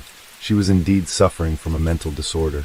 Investigative reports revealed that her condition was closely tied to a deeply traumatic past. Krista Gale Pike was born on March 10, 1976, in Beckley, West Virginia, USA. Her father was utterly irresponsible, frequently abusing his during her early years, before abandoning both mother and child just 3 years after Krista's birth. But compared to her father, Krista's mother, Carissa, was even worse. Carissa was a nurse but a severe alcoholic. Even while pregnant, she was constantly intoxicated, causing significant underdevelopment in Krista's frontal lobe. The frontal lobe governs behavioral control and decision-making, and damage to this area increases the risk of bipolar disorder. As a result, Krista suffered from epilepsy from birth. After being abandoned by her husband, Carissa fell into depression and attempted self-harm, but failed. Instead of seeking to rebuild her life, she unleashed her resentment on her daughter through brutal beatings and relentless torment. Carissa then cycled through a series of lovers. To her, personal gain trumped everything. Parties, alcohol, and men always took precedence over her daughter. Krista was little more than a disposable object in her mother's eyes. Once, when Krista was just learning to walk, she suffered a sudden epileptic seizure and had to be rushed to the hospital. Her grandmother called Carissa for help, but at the time, Carissa was out on a date at a bar and didn't bother to check on her daughter. When Krista was 8 years old, her mother's fourth boyfriend, who disliked children, prompted Carissa to send Krista to live with her grandfather. Krista's grandfather owned a slaughterhouse and raised numerous animals. She grew fond of them, but eventually, they were all slaughtered right before her eyes. This left a lasting psychological scar on Krista. At 12 years old, the only person who had ever shown Krista warmth, her grandmother, passed away. From that point on, Krista lost the will to live. After a failed attempt to end her life, she began suffering from memory loss and schizophrenia. At 15, Krista was assaulted by a neighbor. She filed a lawsuit, but her mother refused to believe she was a victim and withdrew the case. In her mother's eyes, Krista was a delinquent child. Carissa once saw her daughter holding a knife to a boyfriend's throat, unaware that those men had been secretly abusing her. The repeated injustices drove Krista to contemplate ending her life multiple times. At 16, while walking down the street, Krista was dragged into the mountains by a stranger and attacked. After being taken to the hospital for examination, the results confirmed she had been assaulted, yet her mother still refused to pursue legal action. Dismissing the incident is unimportant. From that moment, Krista completely lost all trust and hope in her mother. In September 1994, Krista's mother decided to send her to a vocational training program. In Carissa's mind, once her daughter had a trade, she could sever ties completely. It was in this cold, unloving family environment that Krista grew increasingly radicalized, ultimately stepping onto the path of crime. Given Krista's unique circumstances, the Human Rights Commission conducted a final evaluation and review. Time passed, and on August 27, 2020, the Tennessee State Court submitted a request to the U.S. Supreme Court to set an execution date for Krista.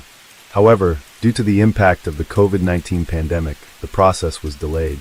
Krista continued to appeal for a reduced sentence, but the court denied her request. She then cited a case involving juveniles, arguing she should receive similar leniency. However, the Tennessee Supreme Court affirmed that she was 18 at the time of the crime, an adult under the law, and rejected her request for a retrial. Currently, Krista is the only female inmate in Tennessee facing the death penalty. If her sentence is carried out, she will become the first woman executed in the state in over 200 years. Krista has also set up a website to plead for clemency. She claims she deserves a chance at forgiveness, expressing remorse for what happened that night and a desire to turn back time to right her wrongs. She emphasizes that the person she is today is no longer the same as she was over 25 years ago. Public opinion on the matter is deeply divided. Some argue that the traumatic events of Krista's childhood profoundly impacted her mental state. At the time, medical knowledge was limited, and her condition went undetected and unaddressed. Serious mental health issues may have impaired her ability to control her actions during the crime. For these reasons, some express sympathy and believe Krista should not be executed. However, many others firmly believe the death penalty is necessary. Colleen's family has been waiting for Krista's execution for years. A member of the grieving family stated, "I have to fight for Colleen. I am her voice. I want to see the person who murdered her executed, not continuing to live in prison, receiving education, and being supported by our tax dollars." But that wish may never come to fruition. The governor of Tennessee has decided to indefinitely postpone signing the execution order. Unless something changes, Krista may spend the rest of her life behind bars. Additionally, A fragment of Colleen's skull, considered a key piece of evidence, remains in the court's possession. Colleen's mother has repeatedly requested its return, but her pleas have been denied. Feeling helpless, she built a memorial for her daughter in her backyard. Case 4. Miami, located on the Florida peninsula along Biscayne Bay, is the second largest city in Florida. With its endless stretches of white sandy beaches, a mild and pleasant climate, and stunning coastal scenery, it's no wonder this city has become one of the world's most renowned vacation destinations. At the same time, Miami serves as a vital gateway connecting North and South America, boasting a highly developed network of maritime, air, and road transportation. Each year, millions of international tourists flock here, while many immigrants also choose Miami as their new home to settle and build a life. The story we're about to explore took place right here. Sergio Pino was a prominent figure in Miami's business circles, as well as a respected philanthropist who frequently appeared in the public eye. He had a family that many envied, owning an $8 million mansion and a yacht of equal value. The real estate company he ran, Century Home Builders, was the largest developer of homes for the Hispanic community in the United States, cementing his status as a quintessential billionaire. Born on September 9, 1956 in Havana, Cuba, Sergio came from a modest family. Sergio's parents had 2 children, and he was the eldest. His younger brother was named Carlos Pino. Their father ran a small grocery store, but in 1968, the Cuban government confiscated the shop, stripping the family of their sole source of income. Plunged into despair, Sergio's parents made the difficult decision to leave Cuba for the United States, taking their 2 sons, Sergio, then just 12 years old, and Carlos with them. Given Cuba's proximity to Florida and the special immigration policies of that era, many Cubans sought every possible means to migrate to the U.S. The Pino family was no exception, joining the wave of immigrants heading to Miami, Florida. Sergio's father found work as a plumber's assistant, while his mother took on cleaning jobs. As a child, alongside his studies, Sergio worked part-time, taking a job cleaning carpets for a plumbing company. Though his part-time work consumed much of his time, it didn't hinder his academic performance. Sergio was both intelligent and diligent, working with his hands while his mind never stopped learning. He refused to let anything stand in the way of his education. After graduating high school with his sharp mind, Sergio realized that the plumbing business wasn't overly complicated and believed he could strike out on his own. As the saying goes, fortune favors the bold, and Sergio took a leap of faith, borrowing $6,000 from his father to start his own plumbing company, Century Plumbing. But reality proved far harsher than he'd imagined. While the company secured a few contracts, Sergio soon faced numerous challenges due to a lack of expertise and manpower. Yet, instead of giving up, these obstacles only fueled his determination. In the years that followed, Sergio and his family remained deeply involved in the plumbing and construction industries, slowly turning the small company into a success. During this time, Sergio got married and had 2 children. However, in 1985, his marriage hit a rough patch, ultimately ending in divorce. As the saying goes, when love falters, career prospers. And this seemed to hold true for Sergio. Over the next 2 years, his business flourished dramatically. But the greatest surprise came one fateful day when he walked into a small shop, and there, he met Tatiana Linares, a woman 12 years his junior. Tatiana was born in 1968 into an ordinary family in Cuba. From a young age, she was strikingly beautiful, so much so that neighbors often praised her as a natural beauty. Like many Cubans, her parents dreamed of a better life in America. So when she was still a child, they left their homeland for the United States, settling in the nearby state of Florida. To make a living, her parents opened a small shop, where Tatiana often helped out after school. By her teenage years, she had long, jet-black hair and a captivating beauty that turned heads. At 17, a chance visitor came to the shop, none other than Sergio. From the moment he laid eyes on her, Sergio was utterly captivated by Tatiana's beauty. Despite their significant age gap and her parents' disapproval, Sergio's persistent pursuit eventually won her over. In the years that followed, Sergio and Tatiana traveled together to iconic landmarks across the United States, their bond growing ever stronger. After nearly 5 years of dating in 1992, they finally tied the knot. Their wedding was a lavish affair, attended by around 600 guests, most of whom were Sergio's friends. This was hardly surprising, as by then, Sergio had become a successful businessman in Florida with a personal fortune of $15 million, while Tatiana's family came from a modest background, resulting in fewer guests from her side. Yet, from the radiant smiles on their faces, it was clear that both were brimming with hope and happiness as they looked toward their future. They truly loved each other. Tatiana believed she had married for love, and Sergio treated her with great care. After their marriage, they stood by each other's side, supporting one another through thick and thin, and welcomed 2 daughters into the world. Alongside their growing family, their business ventures flourished. In 1995, at the age of 39, armed with years of hard-earned experience in the business world, Sergio recognized the boundless potential of the U.S. construction market. He decided to establish a new company, Century Residential Construction, officially entering the construction industry. Based in Florida, his company focused on developing and building residential and commercial projects, committed to delivering innovative, high-quality housing solutions. There's no denying that Sergio had a visionary eye. His company grew rapidly, expanding its reach with each passing year. To date, they have built over 16,000 homes. Florida is home to a significant population of Hispanic immigrants.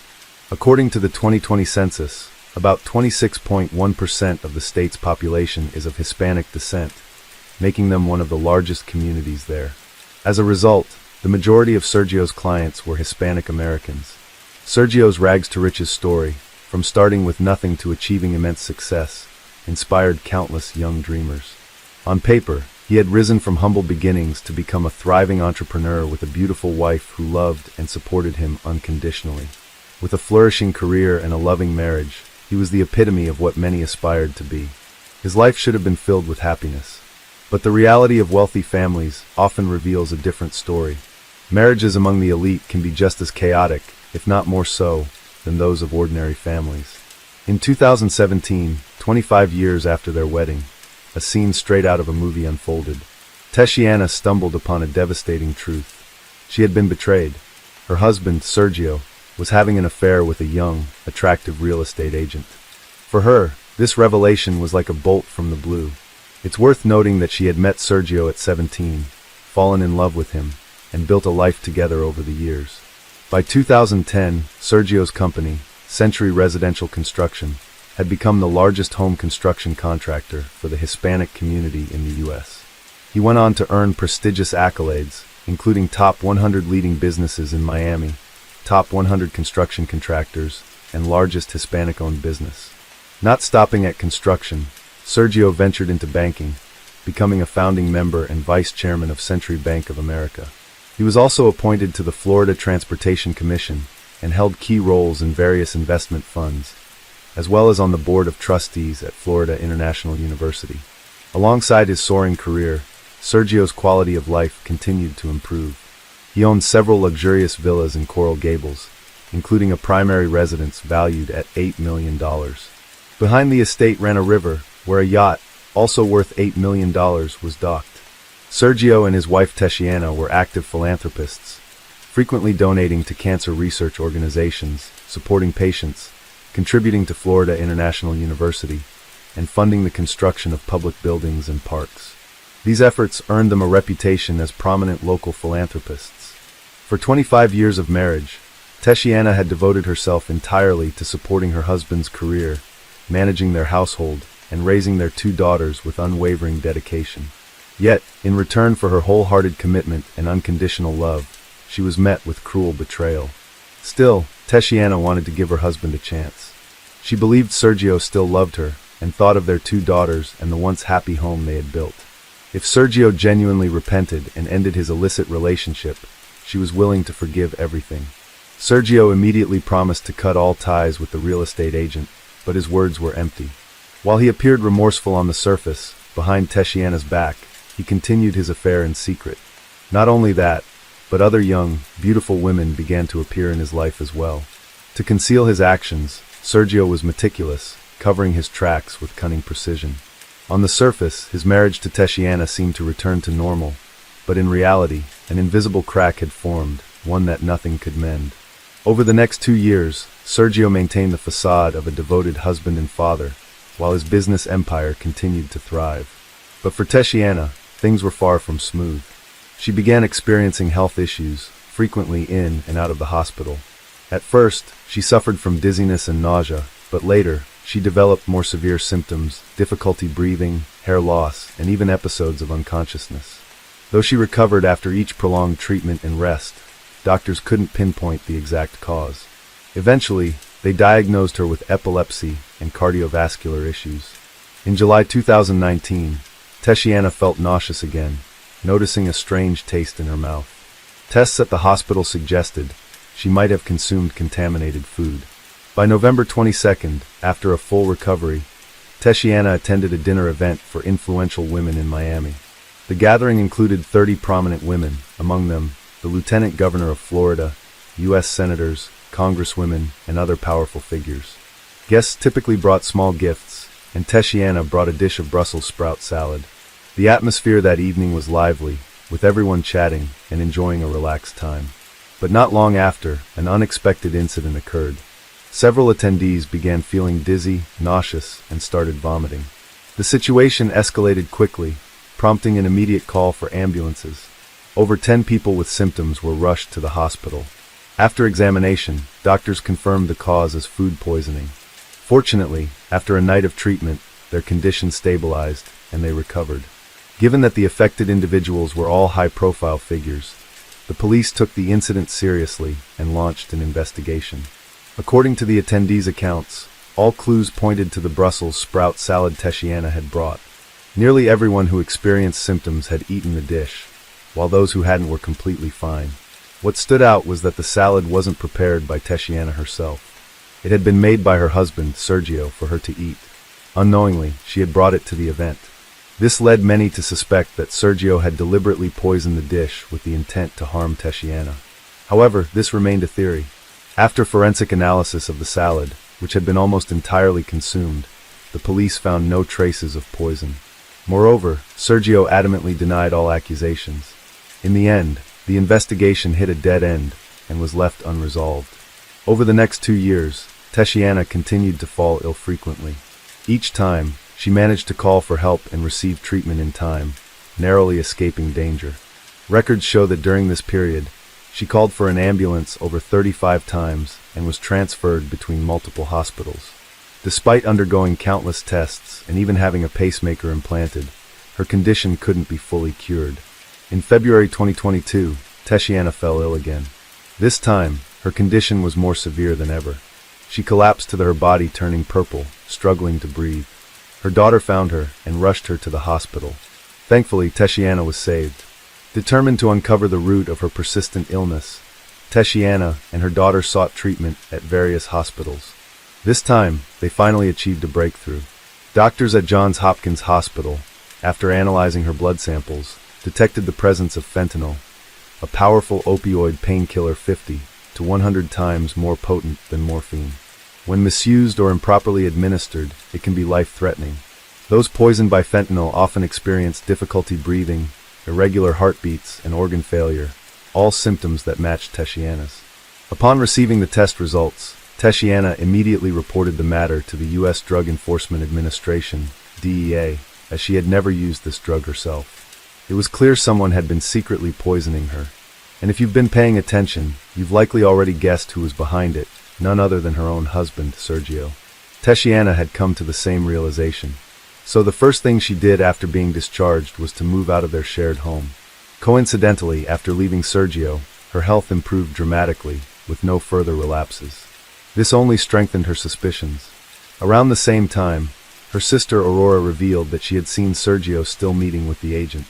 This left Tatiana utterly devastated. At last, she understood everything. All this time, she had been living in a delusional love story, one-sided from her end. Reflecting on the years of constant illness, a chill ran down her spine as fear surged within her. She resolved to end it all. In April 2022, Tatiana officially filed for divorce and demanded half of Sergio's assets. At the time, Sergio's total wealth was estimated at around $153 million.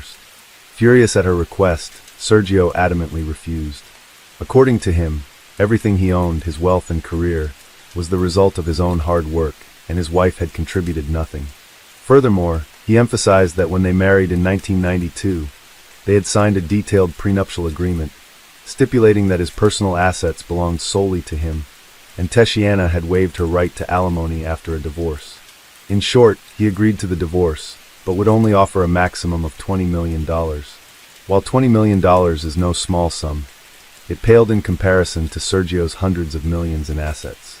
Naturally, Tatiana refused. Thus, the two entered a prolonged legal battle over the division of assets post-divorce. At first, Tatiana thought this was just a typical divorce case among the wealthy, primarily a dispute over who would get more money, but she could never have imagined how far money could drive a person to madness and cruelty. On July 2nd, 2022, 3 months after Tatiana filed for divorce, the nightmare truly began. At 3:26 a.m., a fire broke out at the home of Aurora, Tatiana's sister, in Dade County. 2 vehicles, a Chevrolet and a Dodge Ram, were completely engulfed in flames. Surveillance footage captured a man in a hoodie sneaking into the yard at night, dousing the cars with gasoline. After setting them ablaze, the man fled the scene. Aurora immediately suspected Sergio was behind the incident. After all, she had no enemies, and the only person she had ever clashed with was Sergio, because she staunchly supported her sister's divorce and had personally witnessed Sergio with other women, informing Tatiana of his infidelity. Sergio was the only one with a motive. However, due to the poor quality of the surveillance footage that night and the man's deliberate effort to conceal his face, the police couldn't identify the suspect. In the early hours of August 12, 2023, at 3:34 a.m., another man stealthily entered Aurora's yard, carrying a can of gasoline, and set fire to her remaining car. But, just like the previous incident, the police were unable to apprehend the culprit. On August 30th, shortly after attending a divorce hearing, Tatiana returned to her new home in Pinecrest, a suburb of Miami. As she pulled into her driveway at 4:12 p.m., a small pickup truck, which had been waiting nearby, suddenly started its engine and barreled straight toward her. It seemed the driver wasn't skilled, as the collision wasn't forceful enough to be life-threatening, allowing Tatiana to narrowly escape harm. After the incident, she called Sergio to ask if he was involved. Sergio feigned innocence, claiming he knew nothing about it. He even insisted he was a victim himself. His BMW had been torched, his house had been shot at, and he had received threatening calls pressuring him to finalize the divorce quickly.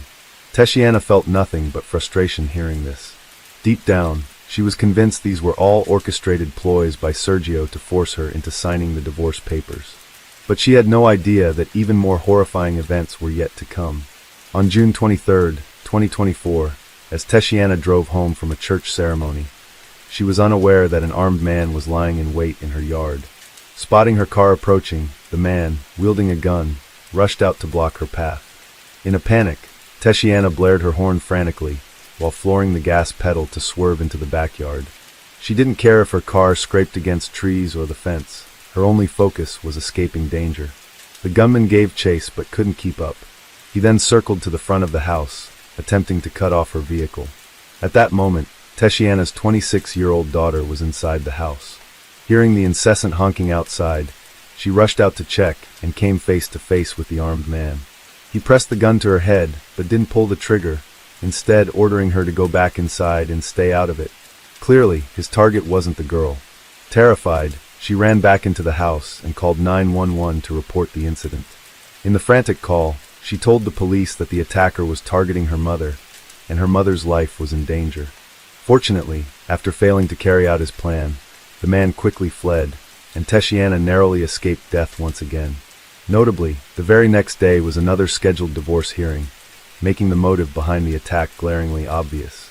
The following day, the Federal Bureau of Investigation (FBI) conducted a surprise raid on Sergio's luxurious mansion in Coral Gables, seizing his phone, computer, and other electronic devices. Yet, despite the unexpected investigation, Sergio didn't seem the least bit surprised. This indirectly suggested he may have been aware of everything, and was likely the mastermind behind it all. When questioned by the police, he adamantly denied any involvement, insisting he had never intended to harm his wife. With insufficient concrete evidence, and given Sergio's influential status, the police couldn't take immediate action against him. The police continued investigating the earlier arson incidents, the car accident, and the armed attack. Eventually, they arrested 8 suspects, including a man named Bevins, a professional criminal with a prior record. Bevins had previously served time for attempted murder and armed robbery. Though he wasn't the one who broke into Tatiana's home, he was linked to the shooting incident. Initially, he refused to cooperate, but as the police tightened their grip, he realized there was no escape. To reduce his sentence, he agreed to work with the authorities.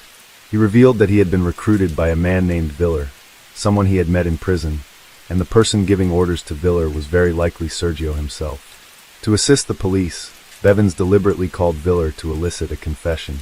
Based on this crucial lead, the police quickly obtained an arrest warrant. At 6 a.m. on July 16, 2024, dozens of FBI agents and SWAT officers mobilized, deploying armored vehicles to Sergio's opulent mansion. The operation was meticulously planned. One team of officers secured the yacht behind the house to prevent Sergio from escaping by water, while another team positioned themselves at the front, using a loudspeaker to demand his surrender. Every 15 minutes, the police fired a flashbang grenade to apply pressure, but despite hours of standoff, the mansion's front door remained shut, and Sergio never appeared. Around 10 a.m., with the situation still at a deadlock, a single gunshot echoed from inside the house. The FBI immediately sensed something was terribly wrong. Unsure if anyone else was inside, they swiftly broke through a window to enter. After a thorough sweep, the police found Sergio collapsed on the bedroom floor, a gun still in his hand, showing no signs of life. It's hard to imagine that a 67-year-old billionaire, who once dominated Florida's business scene, would end his life this way. But even with Sergio's death, the investigation didn't stop. In total, the police arrested 9 suspects linked to the case. All 9 were charged with the attempted murder of Tatiana. If convicted, they could face up to life in prison. In the subsequent investigation, as expected, the mastermind behind the plot was none other than Sergio. Bevins told the FBI that Sergio's motive was to avoid the divorce and the loss of half his fortune. Tatiana had refused the $20 million settlement he offered, so after his poisoning attempts failed, he devised an even more sinister plan. The federal prosecutor for the Southern District of Florida, after compiling all the evidence, stated, based on Tatiana's numerous hospitalizations over the years, the police believe she was poisoned multiple times. Miraculously, she survived each attempt. However, after moving out, the situation didn't de-escalate. Sergio only grew more unhinged.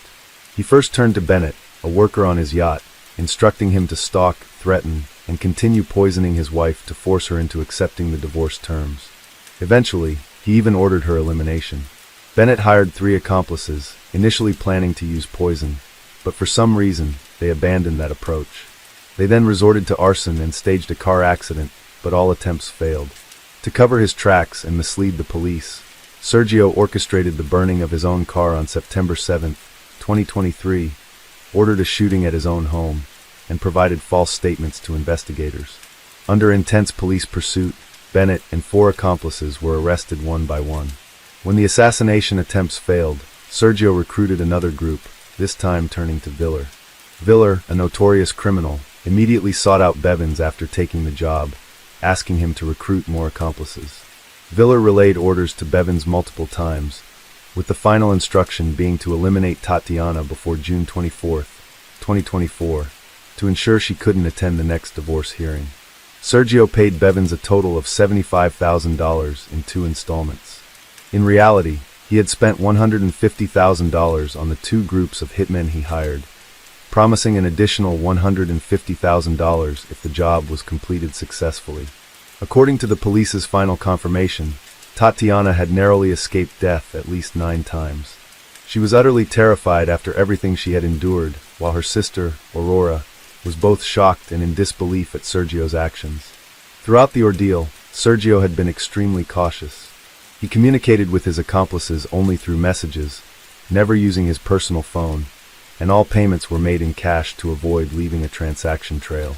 As a result, aside from Bennett and Viller, who were directly involved, the police couldn't find clear evidence against him, but that no longer mattered. His death brought everything to a close, making his crimes vanish like smoke. He was never formally charged, meaning that, in the eyes of the law, he was never a criminal. Since Sergio died while still legally married to Tatiana, in theory, his entire estate would pass to her and their children. However, the inheritance process was far from smooth. Sergio, a calculating man, had prepared a backup plan after his repeated attempts to eliminate his wife failed. He transferred a portion of the company's assets to his brother, Carlos. He also drafted a will stating that, if he died, all his assets would go to Carlos. Moreover, he secretly transferred Tatiana's shares in the company without her knowledge. This was a cunning move, as a will typically holds the highest legal authority. If everything went according to the will, Tatiana would be left with almost nothing. But this would only happen if the will was deemed legally valid.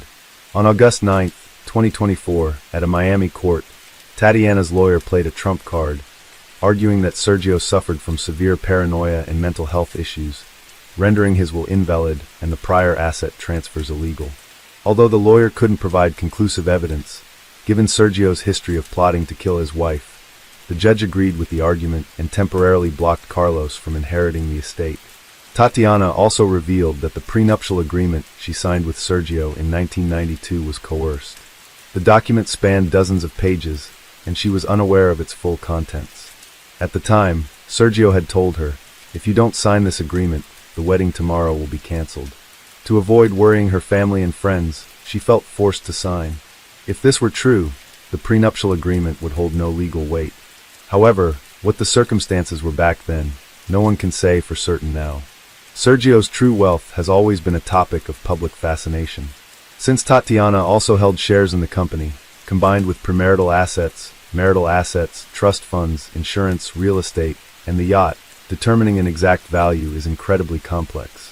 Some sources estimate that in 2024, his total estate was worth over $300 million, while other records listed at $153 million. Whether it's over $100 million or over $300 million, it's still an astronomical sum that most people can't even fathom. As of now, the fate of this fortune remains undecided. However, barring any surprises, the majority of the estate is likely to be inherited by Tatiana and her children. Currently, Tatiana has officially taken over Century Residential Construction Group, becoming the company's acting female CEO. Reflecting on this tragedy, Sergio built his empire from nothing, turning it into a powerhouse. He was an incredibly intelligent man with a sharp business mind. Yet, when faced with the prospect of divorce, his actions were extreme and irrationally perplexing. Clearly, he was the one who erred first, by cheating, and should have anticipated the consequences of asset division in a divorce. Moreover, even if the divorce had proceeded peacefully under Florida law, combined with his premarital assets, he would have retained over 50% of the total estate, remaining a billionaire. There's no denying that Sergio had an intense desire to control his wealth. This extreme need for control propelled him to success in business, but it also stripped him of his humanity and rationality, ultimately leading to a downfall where he lost both his life and his fortune. Case 5. In 2019, a young man with long, flowing hair and a distinctly hippie vibe approached Musk. The moment he opened his mouth, he dropped a bombshell that left everyone in the room stunned. "I hear you're planning to send humans to Mars. Let me handle the entire infrastructure for that project. I'll build houses on Mars for you." Not only that, but the young man confidently presented a detailed plan, complete with a projected budget of a staggering $1 trillion. Musk's initial instinct was to throw this madman out of the room. "Do you think I'm a fool? $1 trillion? Why don't you just fly straight into the sky yourself?" he retorted. But then he paused, caught off guard, because the man standing before him was, quite literally, there to discuss flying into the sky. Still, Musk restrained his emotions. After all, this wasn't just some nobody. The man was the CEO of a tech company valued even higher than Musk's own SpaceX. So who is this enigmatic figure? Let's take a step back and look at the landscape of top-valued private companies in 2018. Names like Airbnb, Stripe, and Elon Musk's SpaceX were among the leaders. But towering above them all with a valuation of $50 billion was WeWork, a startup focused on shared workspaces. And the man bold enough to pitch a $1 trillion deal to Musk was none other than Adam Neumann, the founder and CEO of WeWork. Despite its lofty valuation, in Musk's eyes, WeWork held no real technological value. To him, it was nothing more than a real estate brokerage masquerading as a tech company, plain and simple. The notion struck him as utterly laughable. Yet, to many investors at the time, Adam Neumann was a visionary entrepreneur, a daring dreamer who wasn't afraid to act on his ambitions. To WeWork's employees, he was a savior, a leader with a grand mission to change the world. To his family and friends, Adam Neumann was like 24-karat gold, wealthy, talented, and fiercely loyal to his wife. Unlike Musk or Jeff Bezos, billionaires who, after amassing their fortunes, quickly divorced their wives to pursue new lives, Adam Newman was the epitome of a devoted husband. He not only met his wife's every demand without question, but even when she betrayed him, leading to a loss of 90% of his wealth, Adam harbored no resentment and never abandoned her. Though Adam Newman remains a polarizing figure, one thing is undeniable. His imagination and audacity deserve recognition. Under the dazzling lights of New York, a city often likened to the pinnacle of the capitalist pyramid, Adam Newman single-handedly set out to build a people's commune in the heart of this opulent metropolis. The driving force behind his audacious journey stemmed from a cryptic question posed by billionaire Masayoshi Son during their very first meeting. In a battle between a madman and a wise man, who would win? Rumor has it that if you answered correctly, Masayoshi Son would bestow upon you his golden finger, a metaphorical gesture symbolizing the immense backing of SoftBank, propelling you to the heights of success. So what was Adam's answer, and what was the correct response? First, let's rewind to 2002, when Adam was just 23 years old. With only $6,000 in his pocket, but a heart full of ambition, he arrived in New York alone, determined to chase his dreams. This wasn't his first time in the city, however. Adam Newman was born into a Jewish family in Israel. His childhood took a sharp turn when his parents divorced at the age of 7. His mother, taking her 2 children, left their homeland for the United States to pursue her career as a medical resident. But life in a foreign land was far from easy. Adam struggled with dyslexia and a limited grasp of English, turning his education into a nightmare. He was bullied by his peers, his grades plummeted, and the situation became so dire that his mother decided to take the family back to Israel to start anew. While the move brought emotional stability, their financial situation remained precarious. The family of 3 relied on women's and children's support centers, surviving on free meals provided by social welfare programs. But life has a way of surprising us. Back in a familiar environment, Adam's linguistic abilities seemed to awaken. Not only did he master Hebrew, Israel's official language, but he also became fluent in English, the very language that had once been his greatest obstacle in America. He even began competing in bilingual debate tournaments, winning numerous awards. From a shy, struggling child, Adam transformed into a master communicator. After graduating high school, like all young Israelis, Adam enlisted in the military, serving for 5 years and leaving with the rank of captain. With a military stipend in hand, he returned to New York, enrolling at Baruch College to study business. This time, Adam felt more confident than ever, convinced he would make it big in this city of endless opportunities. But reality dealt him a harsh blow. After graduating, he bounced from job to job, even trying his luck on Wall Street. But he could never hold a position for more than a few months. His supervisors often remarked, "He talks a good game, but his skills can't keep up with his ambitions." Frustrated, Adam decided that if he couldn't succeed working for others, he would start his own business. He teamed up with his college friend and roommate, Miguel McKelvey, to launch a children's clothing company called Crawlers. Their flagship product was a special pair of pants for infants, designed with padded knee protectors to help babies crawl comfortably. The irony, however, was that neither of these 2 young men had any experience as parents, yet they chose to venture into the baby clothing market. Predictably, the market taught them a brutal lesson. Their design was utterly unremarkable, and the oversized knee pads looked more like turtle shells than anything practical. To make matters worse, their advertising slogan lacked any real punch. Babies crawl around, their knees hurt, but they can't say it. Don't worry, we've got them covered. Parents, on the other hand, had a different perspective. A pair of baby pants costing $50 to $60? We're not sure if the baby's knees hurt, but our wallets definitely will. And so this first entrepreneurial endeavor quickly hit a dead end. Broke and defeated, the 2 climbed to the rooftop of their rented apartment, cracked open a couple of beers, and began lamenting their lives. After downing a few cans, Miguel started reminiscing about his childhood, growing up in a small town in Oregon, a place often considered a cradle of hippie culture. He never knew his biological father, only that he was raised by 5 women. That unconventional family, despite its quirks, gave him the happiest days of his life. They all lived under one roof, with no concept of personal property. Everything was shared. The money they earned went into a tin box, and anyone who needed it could take what they required. They ate together, slept together, and raised the children collectively, much like an idealized communist community.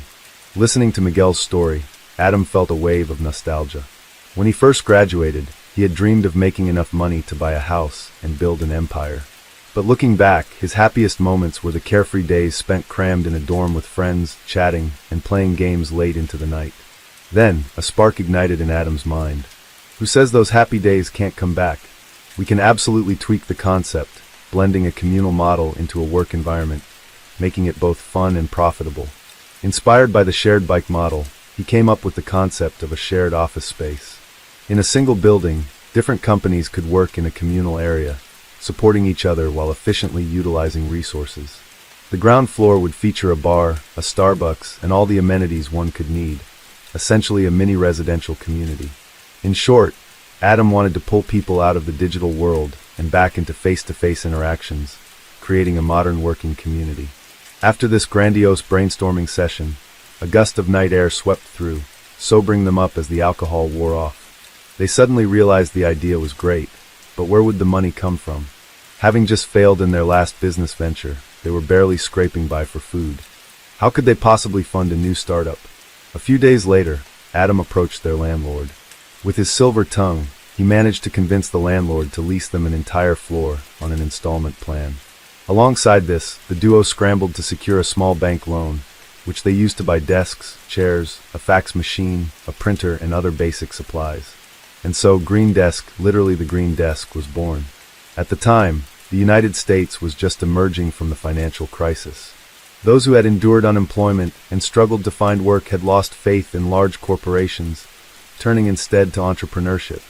However, these microbusinesses often lacked the funds to afford expensive office spaces in New York. It was at this precise moment that Adam's Green Desk seized the advantage with its pricing model. Not only did they offer monthly leases, but they also provided even shorter-term options, down to just a few weeks. Adam took flexibility a step further by renting out individual desks. For just $50 a month, clients could secure a spot in a professional office building, complete with the prestige needed to meet clients and host meetings. Beyond that, they enjoyed perks like free coffee and an in-house bar. For startups, this was nothing short of paradise. Thanks to this model, within a short time, the entire building was fully occupied, allowing Adam and Miguel to earn their first profits as middlemen leasing office space. Riding this wave of success, they even roped their landlord into a partnership, expanding to more shared office buildings in the surrounding area. Everything went so smoothly that Adam began to dream bigger, conquering Manhattan, the bustling epicenter of New York, to truly make a name for himself. Without hesitation, Adam and Miguel sold Green Desk to their landlord for $500,000. With that capital, they founded a new company with a far more grandiose name, WeWork.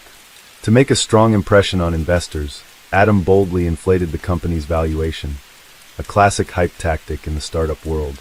It was at this pivotal moment that Adam met the second big wallet of his life, his future wife, Rebecca Paltrow.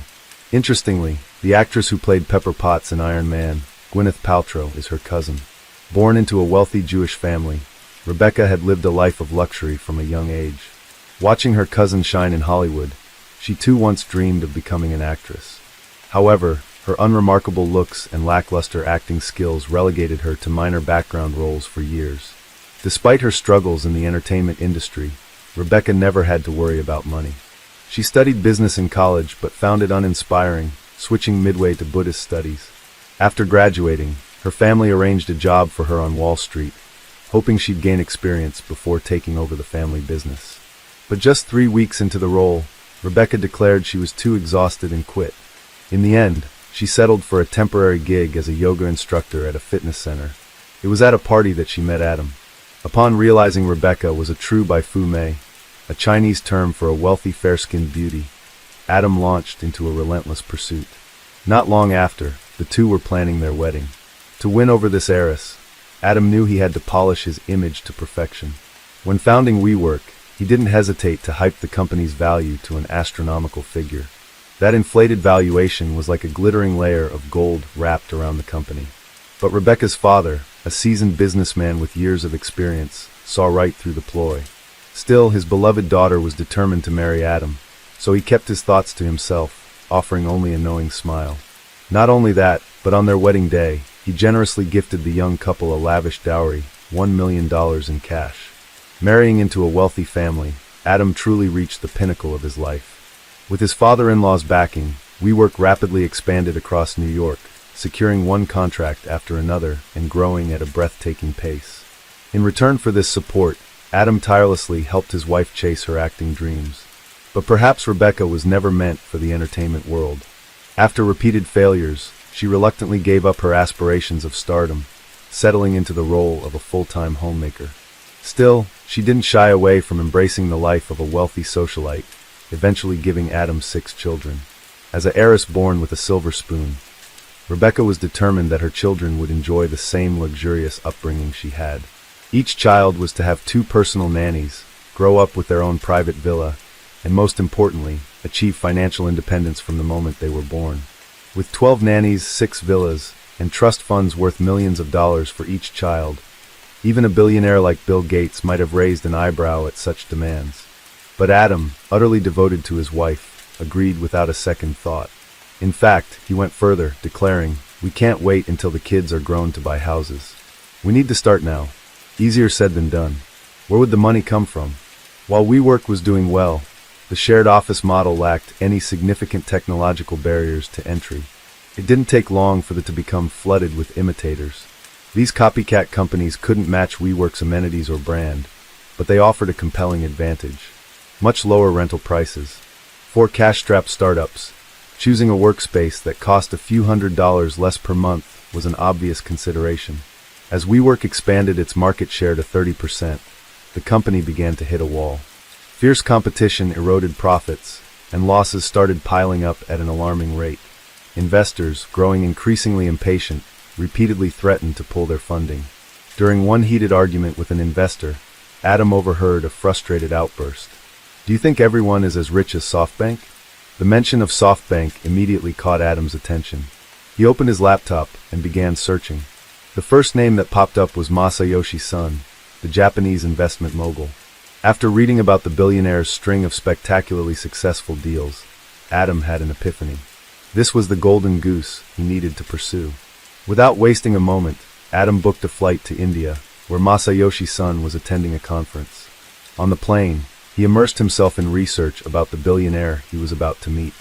Masayoshi Son, a man of Korean descent raised in Japan, had faced significant discrimination due to his background. Seizing on this, Adam cleverly leveraged his own childhood story. A Jewish child growing up between the United States and Israel, constantly navigating 2 vastly different cultures to make an impression on Masayoshi. He recounted his tale with such raw emotion that even he found himself on the verge of tears. But Masayoshi Son remained unmoved. As a veteran in the investment world, he heard countless startup pitches every day, ranging from tragic to legendary, from heartwarming to thrilling, spanning every genre imaginable. But he wasn't a philanthropist. He was a businessman, and his sole goal was to make money. After years in the cutthroat world of finance, he had forged a heart of steel, impervious to even the most dazzling stories. Yet this time, seeing a young man who had chased him halfway across the globe for a chance, Masayoshi maintained his courtesy and posed a single question. In a battle between a madman and a wise man, who would win? Adam paused for a few seconds, then answered with unwavering conviction, the madman. As he spoke, his eyes blazed with fiery passion. For a fleeting moment, Masayoshi Son seemed to freeze. That look, that fire, he had seen it before. Many years ago, another young man had carried the same intensity in his gaze. Back then, that young man was a penniless entrepreneur with nothing to his name. But with that same resolute look, he had convinced Masayoshi to invest $20 million in his company. 20 years later, that investment had ballooned to $150 billion, a staggering 7,500-fold return. That young man was none other than Jack Ma. The memory stirred something in Masayoshi Son. Could it be that the young man standing before him now was the next Jack Ma? For months later, Masayoshi Son flew to New York to see WeWork for himself. What he encountered was a company brimming with vitality. The workspace was spacious and airy, with every detail exuding sophistication. The pantry area was bright and tidy, and the entire office was designed in the Japanese wabi-sabi style, simple yet elegant. But what impressed him most wasn't the decor, it was the people. Here, there were no weary employees dragging themselves through endless overtime. Instead, everyone radiated energy, laughing and chatting with enthusiasm. At WeWork, Mondays were the happiest day of the week, and overtime was seen as a reward. This vibrant atmosphere perfectly aligned with Masayoshi-san's taste. When Adam rushed out to greet him, still fumbling to put on his shoes properly, his hurried and passionate demeanor suddenly reminded Masayoshi-san of his younger self. In that moment, the deal felt destined. Masayoshi-san patted Adam on the shoulder and uttered a life-changing statement for WeWork: "Money isn't an issue. From now on, your godfather will take care of you." He then pulled out a contract. SoftBank would officially invest in WeWork, starting with an initial sum of $460 million. With SoftBank's backing, Adam became unstoppable, like a tiger sprouting wings. Over the next 2 years, he aggressively acquired and crushed competitors in the industry, boosting WeWork's market share from 30% to 95%, eventually reaching a complete 100% monopoly in New York. At the same time, he expanded globally, establishing a presence in over 100 countries. WeWork office buildings sprang up in some of the world's most expensive real estate markets: Hong Kong, Taiwan, Shanghai, and beyond. In just a few years, Adam transformed from an unknown into a business legend, standing shoulder to shoulder with the likes of Elon Musk and Mark Zuckerberg. Money poured in like a river, and Adam began to indulge. Private jets, supercars, gold-plated mansions, every item he owned reeked of wealth. But Adam wasn't the only one reveling in this opulence. His wife, Rebecca, was no less extravagant. She didn't settle for the typical purchases of a wealthy socialite, like designer bags or glittering jewelry. Instead, she decided to buy entire companies.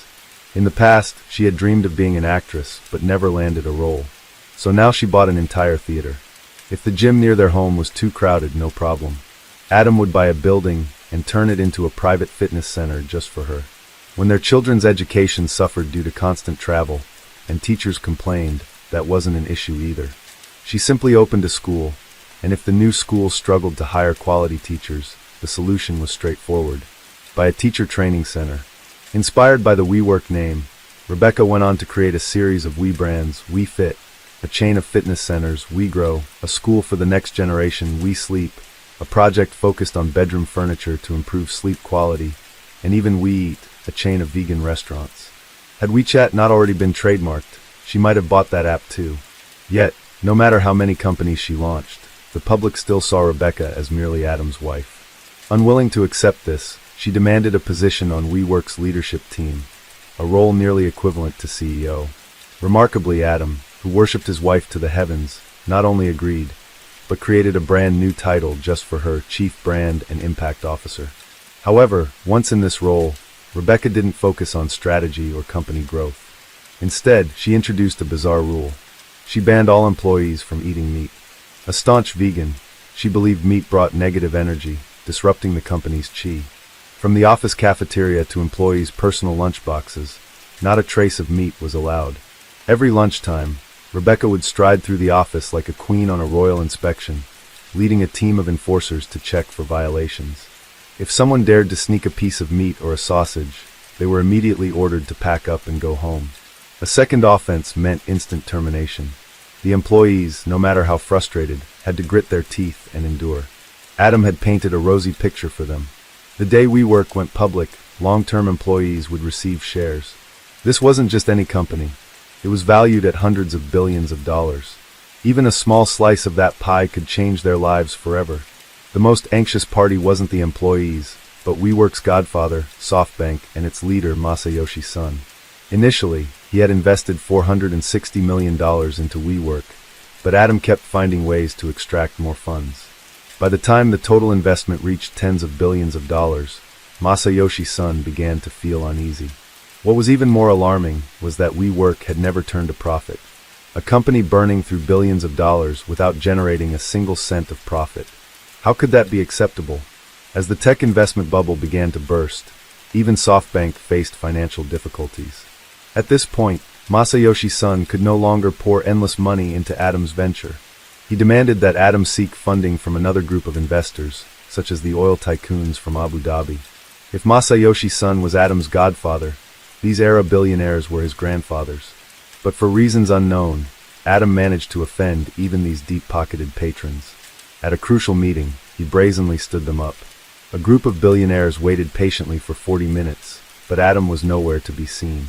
His arrogance infuriated them, and they promptly boarded their private jets, flying straight back to the Middle East.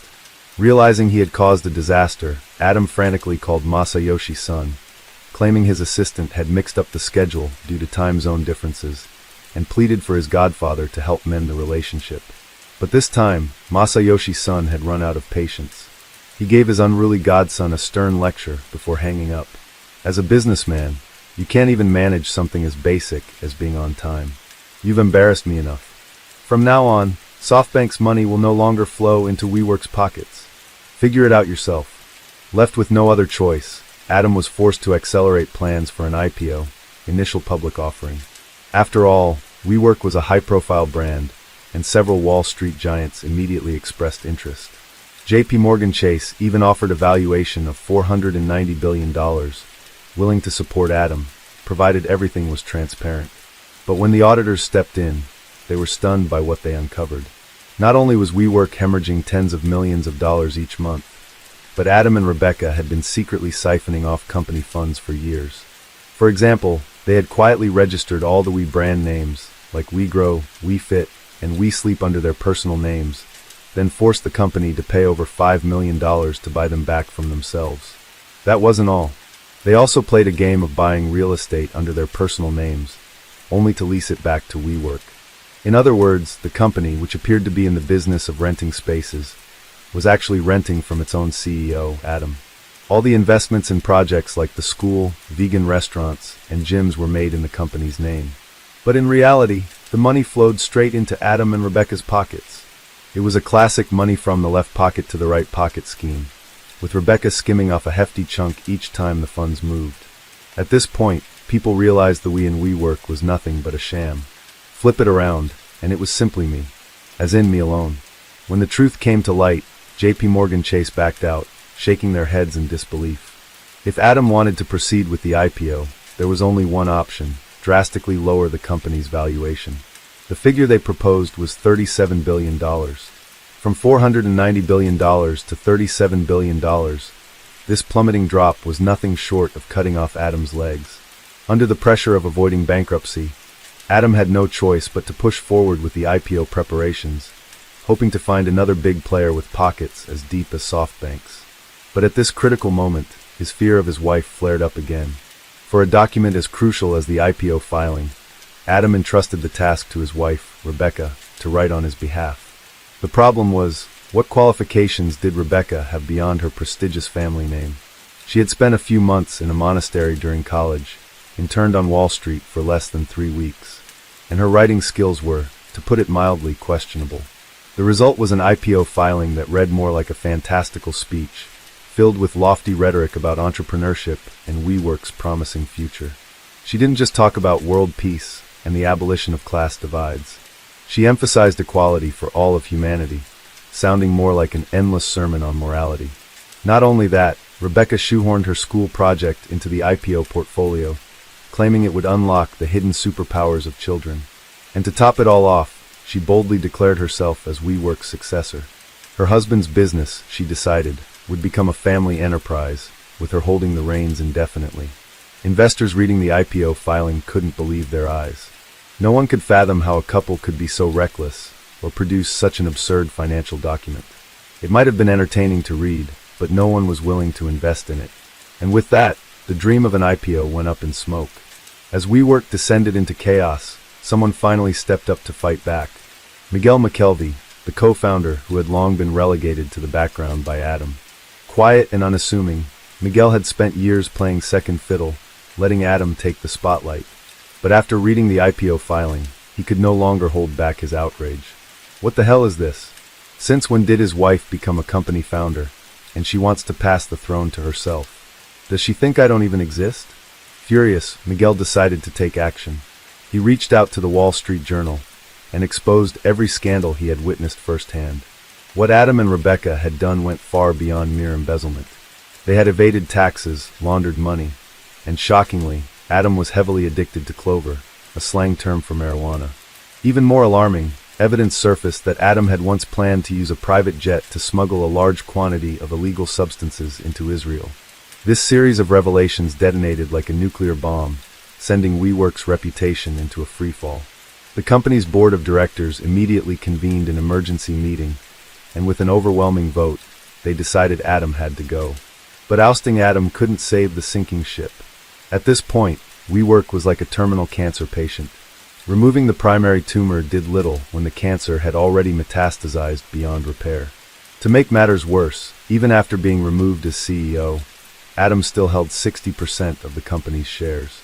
With no other options, Miguel turned to the only person who might be able to salvage the situation, Masayoshi Son.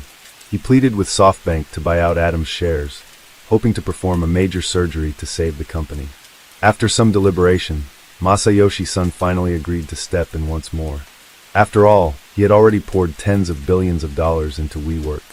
Letting it collapse would not only mean a massive financial loss, but also a direct blow to his reputation as the world's top investor. So SoftBank injected an additional $1.7 billion, officially taking ownership of WeWork. And so, after burning through tens of billions of other people's money, Adam and Rebecca not only succeeded in destroying the company, but also walked away with billions in their pockets, retiring early to enjoy a life of luxury with their enormous fortune. The ones who suffered the most, aside from the large and small investors, were WeWork's employees. For years, Adam had paid them below-market wages, dangling the promise of stock options once the company went public. That carrot on a stick had kept them loyal. But now, with the IPO dream shattered, their hopes of striking it rich vanished too. Worse still, the company didn't even have enough money to pay severance packages. The employees couldn't leave, nor did they have any choice but to continue working for meager salaries, clinging to the faint hope that a miracle might occur as the company reinvented itself. But before we rush to condemn the ruthless nature of capitalism or cry foul over the injustice, this story has one more unexpected twist. The one to deliver a form of divine justice this time was none other than the coronavirus. In 2020, the COVID-19 pandemic turned remote work into the dominant trend, effectively sounding the death knell for the shared office industry. Citing a severe drop in the company's value, SoftBank immediately canceled the remaining $1.7 billion payment they had promised Adam. No one could have imagined that a financial titan like Masayoshi Son would so blatantly renege on a deal. Furious at losing his golden prize, Adam sued Masayoshi Son, while former WeWork employees also filed lawsuits against Adam for low wages and labor law violations. Not to be outdone, SoftBank turned around and accused Adam and Rebecca of financial fraud, claiming they had deceived the firm. What followed was a chaotic legal battle, with lawsuits flying back and forth, each party refusing to back down. These legal disputes are expected to drag on for years, possibly even a decade. And until the dust settles, Adam's billionaire dreams may remain just that, a distant fantasy. Let's circle back to Masayoshi Son's original question. In a battle between a madman and a wise man, who would win? It turns out this was a trick question. The real answer is the stronger one wins. Because no matter how smart or crazy you are, if you're up against someone like Arnold Schwarzenegger, you'd have no choice but to submit. And in the game of capitalism, the one with the most money always comes out on top.